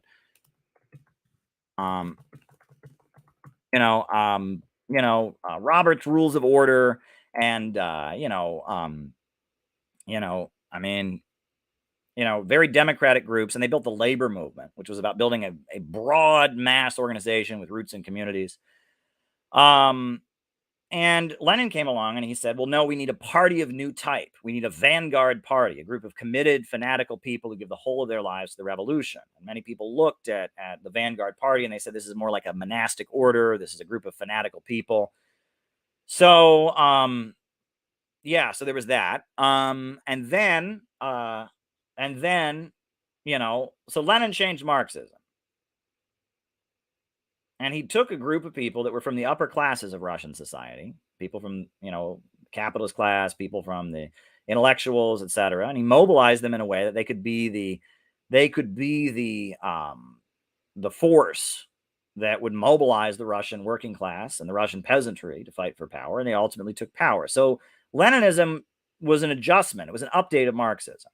Stalin took Lenin's updates of Marxism and he took them a little bit further, and he developed a political model that would work in Russia at the time, and what you can call really existing socialism, 5-year plans, one-party state, that model of doing things, Stakhanovism, emulation, they call it in Cuba, where workers work hard, you reward those who work the hardest, and they're trying to outdo each other in producing the most in the state-run industries. That model, it was very successful in raising the Soviet Union out of poverty. It was very successful in wiping out illiteracy. And that was largely Stalin's development, right? I mean, Lenin laid the foundations for it with the party of a new type, with organizing and leading the Russian Revolution. But Lenin was the one who presided over the Soviet Union, industrializing, defeating the Nazis, etc. So, was there a shift when Stalin came in? Yes, the Trotskyite left opposition that wanted permanent revolution was defeated. The Bukharinites, who didn't want to have 5-year economic plans, who said Russia was too poor and they had to continue to have the market indefinitely, they were defeated. And that Stalin kind of consolidated political power and unified the Bolshevik party around one line. And so you could argue that that was a change in the revolutionary energy, that the kind of the chaos and confusion that followed in the immediate aftermath of the Russian Revolution, the Russian Civil War, millions of people dying, that Stalin brought that to an end. And he then consolidated a political model that was very effective called socialism in one country. Now, you could argue, was that a thermidor? Yeah, I mean, the tone changed. It wasn't the chaos, right? But it was also very much rooted in what Lenin said, that the revolutionary energy would be in the developing countries. It wasn't going to be in the West that you'd have the revolutionary energy, etc. So there you go. All right, next question. Books on Islamic class struggle. I have found that when it comes to the class struggle, the Shia tradition, and I'm not a Muslim, and so I'm not as familiar with the Islamic tradition as I should be, but the Shia Muslim tradition, there's books like Tears and Tributes. I believe there's a book called Hussein, the Savior of Islam, that talk about how the heroes of the Shia Muslim tradition made great sacrifices, emphasized standing with the oppressed, stood against the merchants and the money changers. And the Shia revolutionary tradition, it represented kind of a class struggle in Islam, as you had the working class and the peasantry being kind of mobilized as you had the mercantile classes kind of taking over the Islamic institutions after the death of Muhammad, and that the imams, the successors of Muhammad and Muhammad's family, that they were kind of mobilizing the peasantry and the working class to fight against the mercantile classes that they saw as betraying the ideals of Islam. So go read Tears and Tributes. Go read Hussein, the Savior of Islam. There's a lot of literature on that topic about the Islamic tradition and how it applies to class struggle. And Khomeini, Khomeini was a very conservative person. If you read Khomeini's writing from the 70s, he sounds almost like Che Guevara, right? It's against imperialism. It's, a war of poverty against wealth, not capitalism, but Islam. So there you go. All right. That's what I have to say about that. The French elections and the communists supporting Macron. Well, I mean, I'm not in France, but I will say that it sounds to me like, look, Le Pen, her father was a pretty awful guy who was anti-Semitic and racist, and many people that are going to vote for Le Pen are going to vote for her because she's anti-Islamic, etc. But she is more anti-imperialist than Macron is. Macron seems to be supporting the status quo, and she seems to be representing right-wing opposition to the status quo. So I don't know what I would do if I was in France. I mean, I would not vote for Macron, and I would have a very hard time voting for Le Pen because of who she's associated with, right? Because of the anti-immigrant stuff, because of all of that. I would have a hard time, casting my ballot for that, right? And someone else asked, they said, why is the French left better than the U.S. left? Because the French left has much deeper roots, right? I mean, the French left is, after the Second World War, the French Communist Party almost won the elections. I mean, there's whole neighborhoods and communities. There's a huge, most French workers are in labor unions. Over here, a lot of people don't even know what a labor union is. But in France, there's a big labor movement, and so the Communist Party of France, the various socialist groups, Trotskyites, anarchists, they have much deeper roots. And because of that, there's going to be more people that are going to go, actually, no, we shouldn't support the status quo. And, and then you just had the yellow vests and that uprising, which was basically against an eco law. Would like to know your thoughts on the Nazi legend of Holodomor. Okay, we'll talk about that. That you had the yellow vests, which was an uprising against the it was an uprising against the what was it? It was an uprising against like the price of fuel, and how basically in the name of environmentalism, working class people were being forced to pay more for gasoline. It was kind of a populist uprising against some of the eco left policies. And so you're going to have a lot more voices on the French left that are better. That said, the French left is very infiltrated. I mean, Paris Review was a CIA publication. There's all kinds of U.S. government meddling, and I have somewhere a really crappy book. I'll just be honest with you. I actually have it right here. I have this book. This book is a piece of crap. And I remember I was never more disappointed than when I bought this book. So I just got to pull it out here. Where is it? All right. Yeah. Is this the one? Yeah. So back in the time of the 2008 financial crisis, I was very excited. Like, the workers are going to rise up. We're going to have workers' revolution because of the economic crisis. And I heard about how there was the new anti-capitalist party, the new Parti anti-capitaliste. The French had formed this, and it was led by Olivier Bonsenot, who was a postal worker and a communist revolutionary in France. So he'd formed this new party, the new anti-capitalist party. So I actually bought the only book of his that's available in English, Che Guevara, His Revolutionary Legacy. I was really excited about this. I was really excited about Che Guevara, I'm like, I'm going to read what this, French guy, this French postal worker who's so revolutionary and has formed this new anti-capitalist party. I'm going to read his worldview. This is crap. This is utter crap. I read it, and it's all about how basically Che Guevara was a Trotskyite. Che Guevara, he wasn't like Stalin. Che Guevara wasn't like North Korea. He was a Marxist humanist. And Che Guevara, he wasn't like the Soviet Union. And it's all bullshit. Che Guevara was a hardliner. Che Guevara was a tanky. Che Guevara went to North Korea, and he said that Cuba would like to model itself on North Korea. Che Guevara, he went to, his criticisms of Khrushchev were like Khrushchev wasn't hardline and tanky enough. Che Guevara was not a Trotskyite by any means. Now I argue that some of his economic policies, were not good for Cuba, but Che Guevara was a tanky. Che Guevara was a hardliner. And this book basically tries to get you to think that Che Guevara was the synthetic left. Che Guevara was he didn't like the Soviet Union because there wasn't enough workers' democracy, blah, blah, blah. It's a bunch of crap. And it's not based in fact. There's no quotations to back it up. It's just like they like the emotions of Che Guevara. This is crap, and there's a lot of crap in the French left too. That said, there's a lot more serious academic interest in Marxism in France. It's a country where the school system very much emphasizes philosophy, and people are more intellectual. So you're going to have more people who go, oh, this is what Marx actually says. So it's complicated, but yeah. Anyway, got that question out of the way as well. French elections and their support for Macron. And there we go. All right. City of London, how does it relate to imperialism in 2022? Well, one of the biggest banks on Wall Street nowadays is the Hong Kong Shanghai Banking Corporation. This is a bank created by the British in order to oversee their flooding of China with narcotics and opioids, right? With opium, right? That's why it was created. It's the Hong Kong Shanghai Banking Corporation, but it's not Chinese owned. It's a British bank. And BP, British Petroleum, is one of the biggest oil companies. It's one of the 4 super major oil companies that dominates the world. There's a lot of London bankers and London corporations that have a lot of power.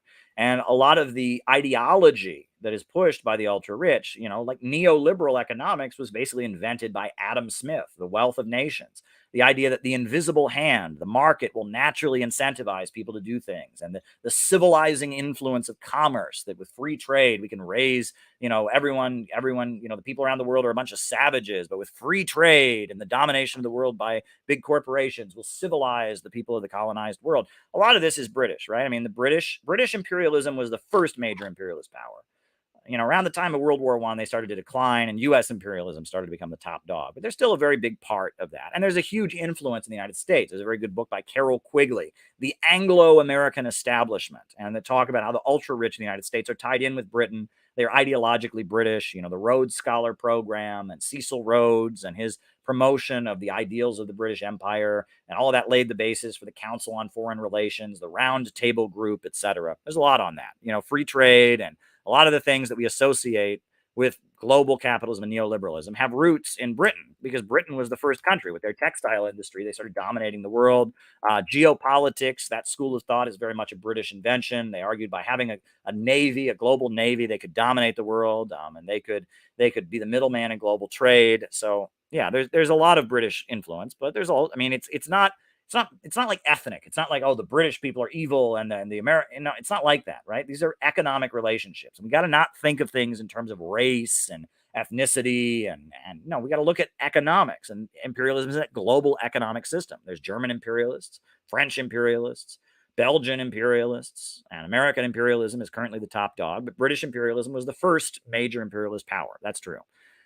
Was Lincoln assassinated over economic stuff? I don't know. I've seen people speculate about that. I've always thought that it was John Wilkes Booth, right? John Wilkes Booth was this southern racist, who was an actor, and Abraham Lincoln was at the play, Our American Cousin. He was watching the play, and this actor who worked at the theater shot him.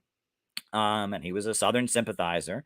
And one of the most stupid things I've ever read is Ann Coulter said that, all the assassins of presidents have all been liberals, she said. And when she got to John Wilkes Booth, she said, see, he was an actor, a famous actor, and an anti-war activist, basically the Sean Penn of the 1860s. And I was like, no. Being an anti-war activist because you supported slavery in the South meant you were on the right. Karl Marx supported Abraham Lincoln vehemently. The labor movement supported Lincoln vehemently. It was a coalition, an anti-slavery coalition. I mean, he was not an anti-war activist. He was a pro-slavery activist. And yes, he was an actor, and he was from an aristocratic Southern family. And he was mad that Abraham Lincoln was freeing the slaves and disrupting this Southern order that he felt so attached to. John Wilkes Booth refused to drink alcohol in the presence of a black person. If he went into a bar in D.C. and there was a black person, he would refuse to drink there. And he had this, he thought he was a Southern gentleman. He was just an actor, but he was from one of these families of wealth in the South. He was loyal to the slave owners. He was a reactionary if there ever was one. And it annoys me when people say things that are that stupid. Next question, Hinkle and Haas banned. I've tweeted about it. It's awful. It's unbelievable. And the fact the Financial Times has commented on it is also shocking to me, right? It's like, not only are they engaging in censorship, but they got to deploy the media, to tell us that it's okay that people are being silenced. I mean, it's such bullshit. And it's scary, right? Because they're basically doxing them, and they're using their media platform to incite people against them. So not only are you banning them, but you're putting a label on their head. These people are traitors. They work for Russia, and they deserve to be silenced. It's very scary. Very scary what they did to Haas in the Financial Times. Very scary what they're doing to Jackson Hinkle. It's very, very shocking and disturbing to me. I don't like it one bit, and I am really opposed to what they did. All right. The Shining Path was awful or merely flawed? No, it was awful. It wasn't merely flawed. This is a group of so-called communists that went around murdering other communists. This is a group of so-called communists that bombed the Chinese embassy, bombed the Cuban embassy. They went around assassinating trade union leaders. They instead of having an ideology about mobilizing the working class of Peru to take power, they had an ideology about getting peasants together to cut people's heads off, and they were going to have this big, it was a crazed peasant Jacobin revolt, and it hurt leftism in Peru. We saw the rise of Bolivarianism in Nicaragua and in Venezuela and Bolivia, but Peru, the left was weakened very significantly because the Shining Path was such a vicious, bloodthirsty, murderous organization that killed so many people, and it traumatized the whole country. And people in Peru were terrified of communism because they thought the Shining Path were communists, and they were anti-Soviet, and they were anti-Cuban. They were they were against any real socialist country like China. And they weren't just against these people. They killed them. They murdered them. It was a deranged, ultra-leftist extremist group. And the foreign minister that was originally appointed by the current president of Peru, Pedro Castillo, his first foreign minister said they were a CIA organization. Now, I've never heard that. I've never seen any evidence of that. But yeah, the Shining Path was this crazed, deranged peasant Jacobin, head chopping, bloodthirsty group, and people were terrified of them. And so the bourgeoisie used it to set up a military dictatorship, and they installed Fujimori as the military dictator. And then imagine being a leftist in Peru. On the one hand, you've got this crazy ultra leftist group that goes around killing leftists. Long live Presidente Gonzalo, blah, blah, blah, blah, blah, and murders trade union activists. And then, on the other hand, the government uses that to set up a fascist state, and then they kill trade union activists. So the left of Peru, as a result of what the Shining Path did, was crushed. It was just crushed. It was being attacked by ultra-leftists. It was being attacked by the government that used the fear of the ultra-leftists to set up a military dictatorship. It was awful. Socialism comes by bringing millions of people into motion and building a coalition a popular front of labor unionists, of peasants, of workers, community organizations. It doesn't come by blowing shit up and engaging in left adventurism. And these people, that is fantasy, that like the revolution happens because I organize a bunch of, poor people that are like gangsters, and we get guns and we like shoot people. That's what like this, what is his name? What is his name? I didn't even remember his name. One of these doofuses who's attacking me. It's like he thinks the lumpen proletariat are revolutionary because he's got this like gun fantasy, and he wants to make everybody poor, right? He likes the lockdowns because it's making people poor, and that'll like make them more revolutionary, man. It's like, this is childish thinking, has nothing to do with Marxism. This is Blanquism. This is Punchism. This is ultra leftist. You never support making life worse for the working class. And bad situations on their own don't lead to revolution. If a bad situation comes and it just makes life worse, but there's no mass proletarian organization to lead resistance, it actually just demoralizes people. Communists don't want everyone's wages to go down. Communists don't want, schools in working class neighborhoods to close. Communists don't want, the roads to start crumbling. Communists don't want life to get bad for the working class, because if things get bad, and there's no mass movement of resistance, and there's no vanguard that can lead people in struggle, it only demoralizes things. And furthermore, left adventurism and terrorism is not how revolutions happen. Revolutions are based on working people in their millions, mobilizing, building combinations and coalitions to fight for what they want and asserting their power. And they do become violent when they have no choice. When the ruling class is looking to crush their peaceful democratic organizations, they have to defend themselves. But ultra left adventurism has always led to what it led to in Peru: isolating the revolutionaries from the masses, enabling the capitalist state to have a huge crackdown and suppress the revolutionaries. Serious organizers and revolutionaries do not advocate left adventurism and terrorism. And the idea that we want life to get worse for the broad masses because then they'll be like violence, man. And the idea that the lumpen proletariat, the desperately poor and criminalized elements, that basically are pushed to the margins of society and are so desperately poor they'll work for anybody, that's who we should be organizing, not average working class people who want a better life.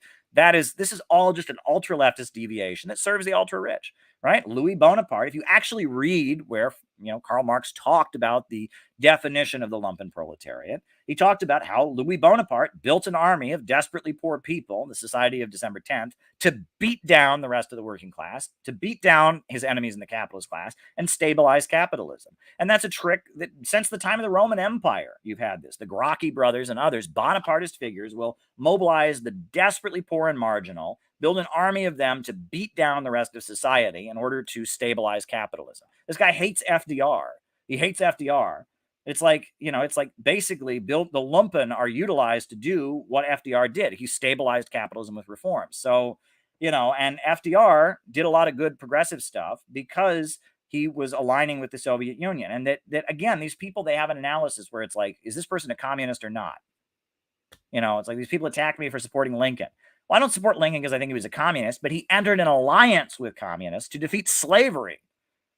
That was good, right? And that Lincoln represents a progressive trend. And Lincoln was very heavily influenced by Marx. And there's loads of scholarship about this, about August Willich and Joseph Wedemeyer and the role of Marxists in the Union Army, and how New York Tribune, the main Republican Party newspaper in New York City, hired Karl Marx as its London correspondent, and how it required a united front that the labor movement was part of, and included Frederick Douglass and Harriet Tubman, and how it was really the defeat of slavery in the United States was the second American Revolution. These people don't know any of that. They just know, like, I like guns, man, and I like revolution. I'm going to like get a gun, and I'm going to get like gangsters, and we're going to be like revolutionary, man, and I want everyone to be poor so they can become gangsters. And I mean, it's just the stupidest crap. These people are dumb. They're overgrown teenagers. They're LARPing. Some of us are actually trying to save our country from what's happening right now. We see people in the United States who are starving, who have their relatives dying of opioids. We see the big lines outside of Catholic charities. We see the people who, capitalism is destroying America right now. And we're not going to defeat it by going, yeah, I want to be a gangster. We're going to defeat it by building real organizations, organizing the broad masses of people, building a real coalition of people, united, who don't agree on everything, to fight for economic rights. That's how we're going to win. Right? And we're going to win, and we're going to work with people we disagree with. And we're going to talk about how we don't want to make life worse in America. We want to make life better. And we are going to talk about how only socialism can save America, how imperialism is responsible. Imperialism is responsible for the crisis. The same big banks and multinational corporations that are destroying the lives of American workers are also waging wars overseas and keeping countries around the world poor. We're going to build an anti-imperialist united front among the broad masses of people. That's how it works, all right? And you want to do this, you have this fantasy that you're never actually going to do. You're just going to sit in your apartment and you're going to sit in your home and LARP on the internet and pretend you're Presidente Gonzalo. You're never going to do anything. And you have this fantasy that you're going to, I'm going to run around with a gun, man. I'm so badass. Grow up. Like, some of us are serious about this. Some of us are building real organizations, and you're being a child and you're LARPing, and it might be more fun on social media. And I mean, who knows? Maybe if you keep doing it and you get, better production values, you can get some sexy costumes, more people will watch you, but it's not fucking serious. It's child's play. It's stupid. It has nothing to do with real revolutionary organizing and the real Marxist movement. It's juvenile behavior. And ultimately, it serves the ultra rich because you're helping mobilize against the working people who are trying to defend their communities from the economic downfall of the lockdowns. You're mobilizing people against Russia and supporting their war drive against Russia, demonizing Russia and China, which is exactly the same. So your LARP, your live action role play, your fantasy game where you're a gangster, you support the lumpen man and you hate white workers because they're a bunch of square. This fantasy that you're doing is serving the imperialists, and it's preventing a real broad working class united front from actually emerging. So I'm tired of this shit. I'm really, really tired of it. I'm really tired of it. Go and watch my keynote speech. It was posted last night, very early in the AM. My keynote speech from the Center for Political Innovation Conference.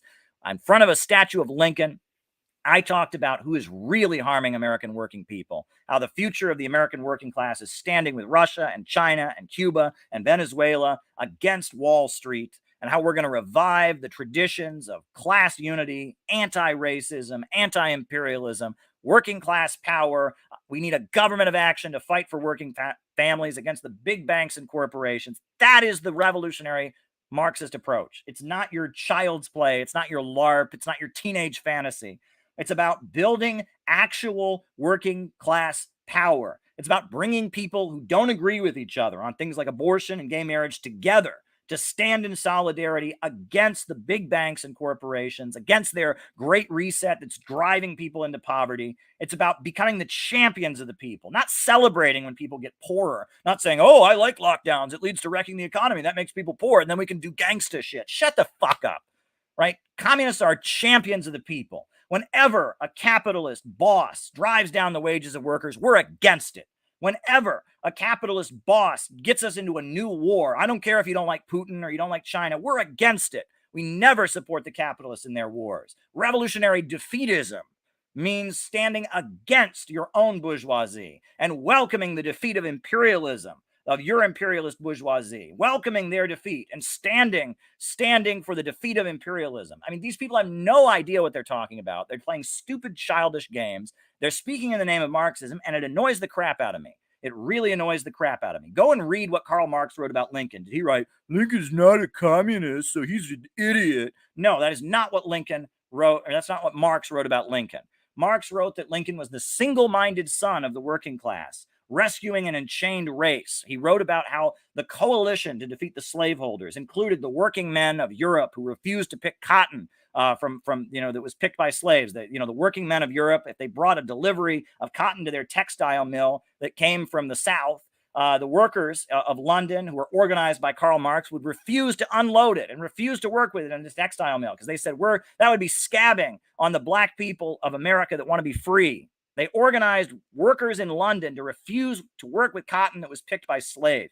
That is solidarity as part of a coalition to defeat the slaveholders. And it was an amazing moment when Lincoln came together and he brought the labor unions and the Marxists and August Willich and Joseph Wedemeyer, who really had guns and really built a working class union, the Ohio 9th Infantry Regiment, a communist division of the Union Army. And he brought together Harriet Tubman, a real badass, a fighter for black people who went around South Carolina raiding the slave plantations, freeing slaves.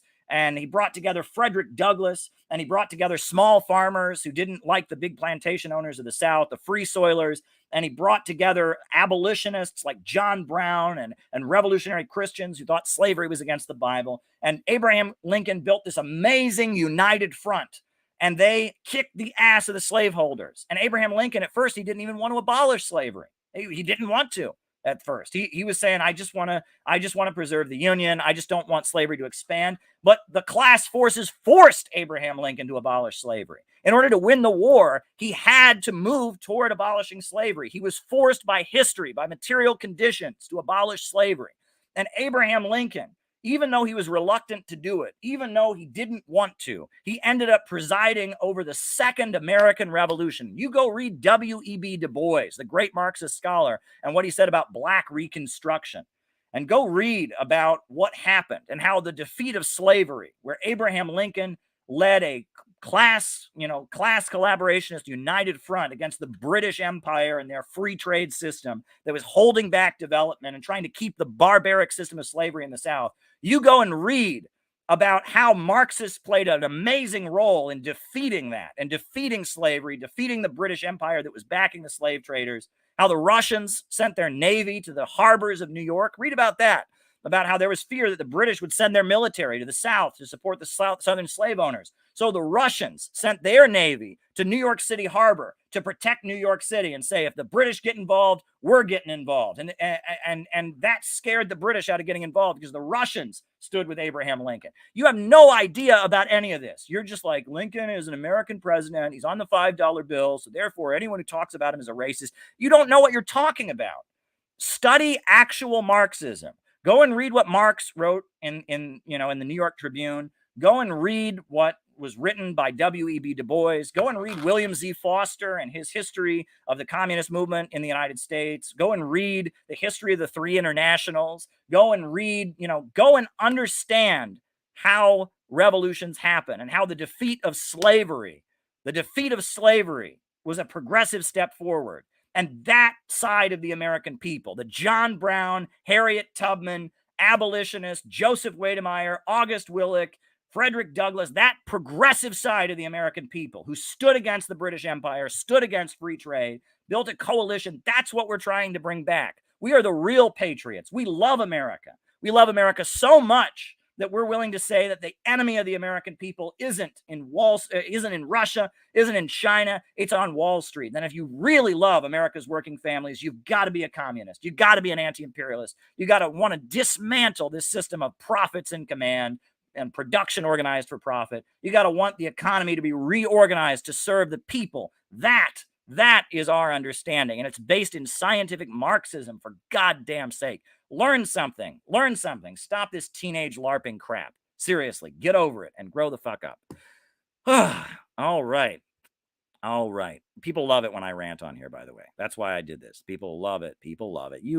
You love it when I start screaming. You love it when I start going off. You love it. You all love it. You all love it. I know you do. All right. Next question. Thank you, Deborah. I'm glad you appreciated it. Next question. Levitate the Pentagon. That was Abby Hoffman and Jerry Rubin. They were two kind of hippie activists in the 60s, and they had the March on the Pentagon in 1967. And they said that they were going to levitate the Pentagon. It was kind of PR, right? They were kind of hippie counterculture activists. They led a protest at the Pentagon against the Vietnam War. It was like there was a big anti-war rally organized by the MOB. It was called the National Mobilization Against the Vietnam War. And it was led by the Socialist Workers Party. It was like a peaceful, legal, big rally. But Abby Hoffman and Jerry Rubin led a breakaway march from the MOB rally, and they went to the Pentagon. They went to the Pentagon. It was like a breakaway march, like a militant march. And a lot of them were hit with tear gas. And it was a very militant demonstration. And part of mobilizing all the hippies to go to the militant demonstration was this idea that they were going to like levitate the Pentagon spiritually or something. It was, PR. It was part of the counterculture thing. But there you go. Next question. The CPI position on Jim Jones. Well, Jim Jones is a historical figure in the United States. He was a monster. He caused all of his followers to commit mass suicide. You know, I mean, I don't think as an organization we don't have like a declaration of what we think of Jim Jones, but he was a monster. He was an awful person. His organization was horrendous. It was he was a sexual predator and preyed on members of his church and his cult. And I mean, that's all there is to it. I mean, it's like, you know, it's important to point out that Jim Jones was somebody who maneuvered within the socialist left.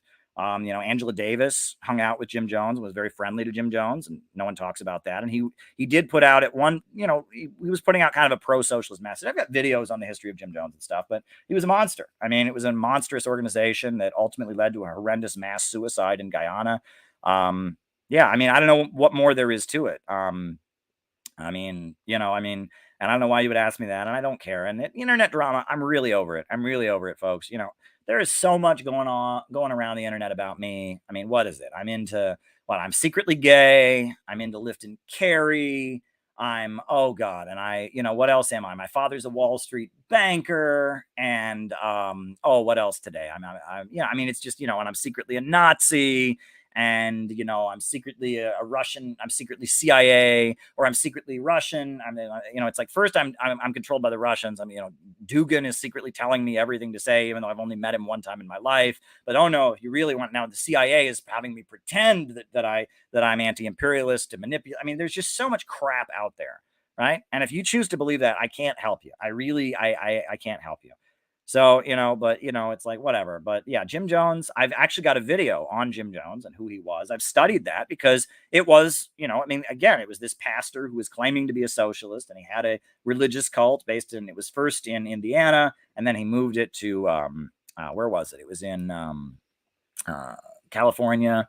And I forget, it was like upstate California. It was like not, and then he moved it to San Francisco, and he was kind of maneuvering within the Democratic Party and George Moscone and others. I've done videos on this, but ultimately he was a bad dude. He was a bad dude. He was a sexual predator. He was a sadist. He was an abusive person, and he ultimately led a group of people to kill themselves. Mass suicide. We're against suicide here.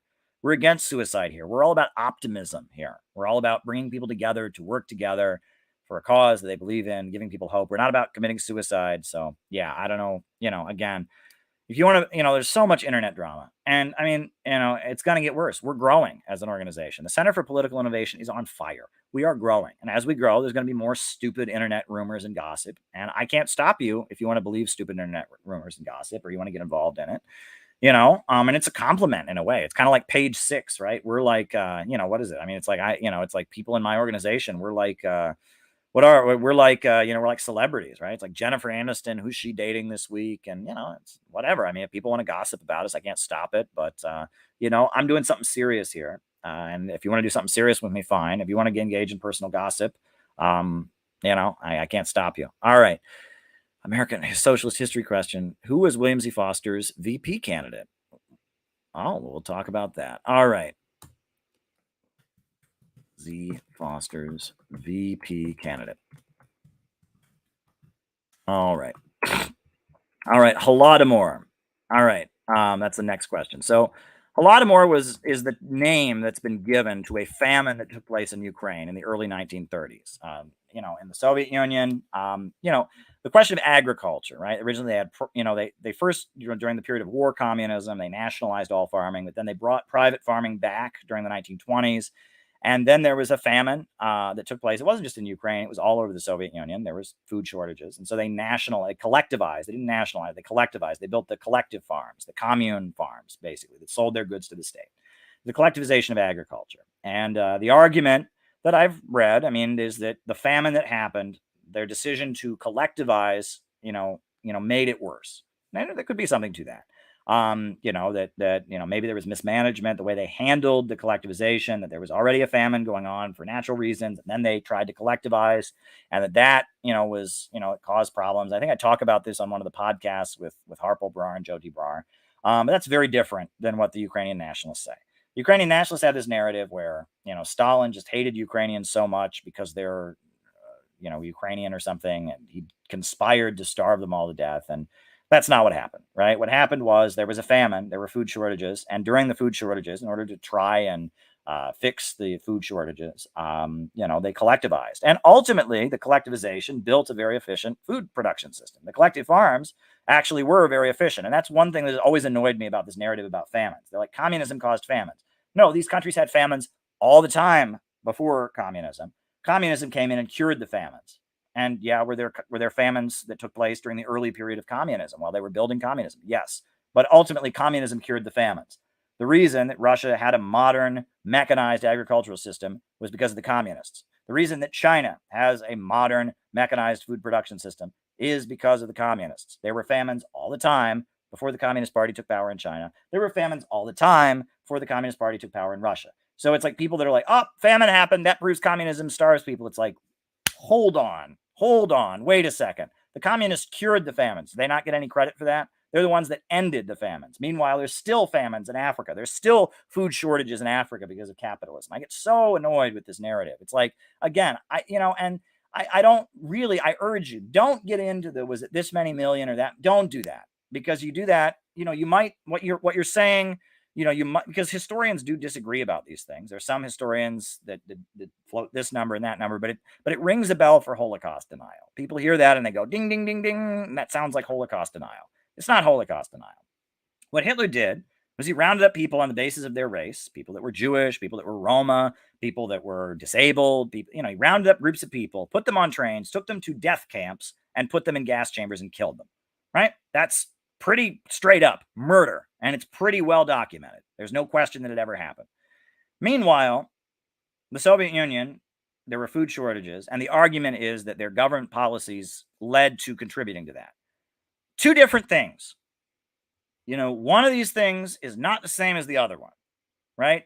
Economic mismanagement in the process of industrializing your whole country to, and rounding up people on the basis of their race and starving them to death are two different things, and gassing them to death are two different things. Okay? And so people who want to say that the Great Leap Forward in China or Holodomor are the same as the Nazi Holocaust, that is, like, again, economic mismanagement versus intentionally wiping out an entire group of people on the basis of their race. And, and they just want to, they just want to, and it's like, okay, all right, whatever. I mean, you can, react to me in this emotional way, but I'm stating what should be obvious. William Z. Foster's vice presidential candidate. William Z. Foster's vice presidential candidate was James W. Ford. James W. Ford was an African-American veteran of World War I, who was a fighter for the working class, who'd been involved in building the bonus army, the bonus march. He organized a whole bunch of veterans to march on the Capitol to demand the payment of veterans' benefits.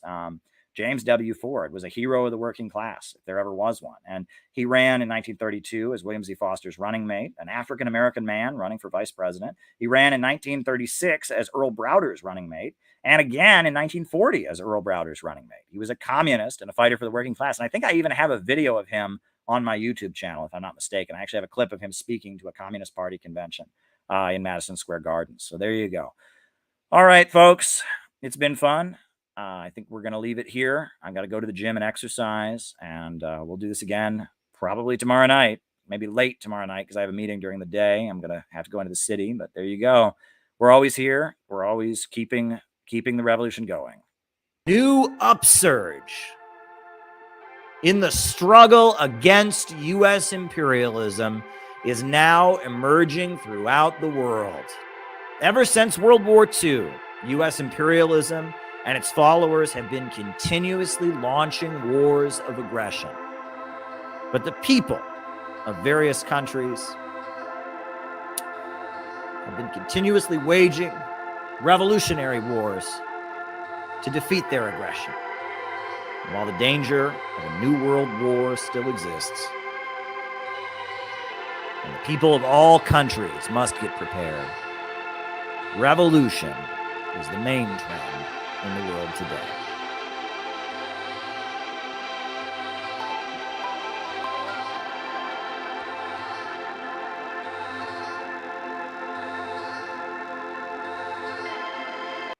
All right, folks, the danger of a new world war still exists, and the people of all countries must get prepared. But revolution is the main trend in the world today. Good night.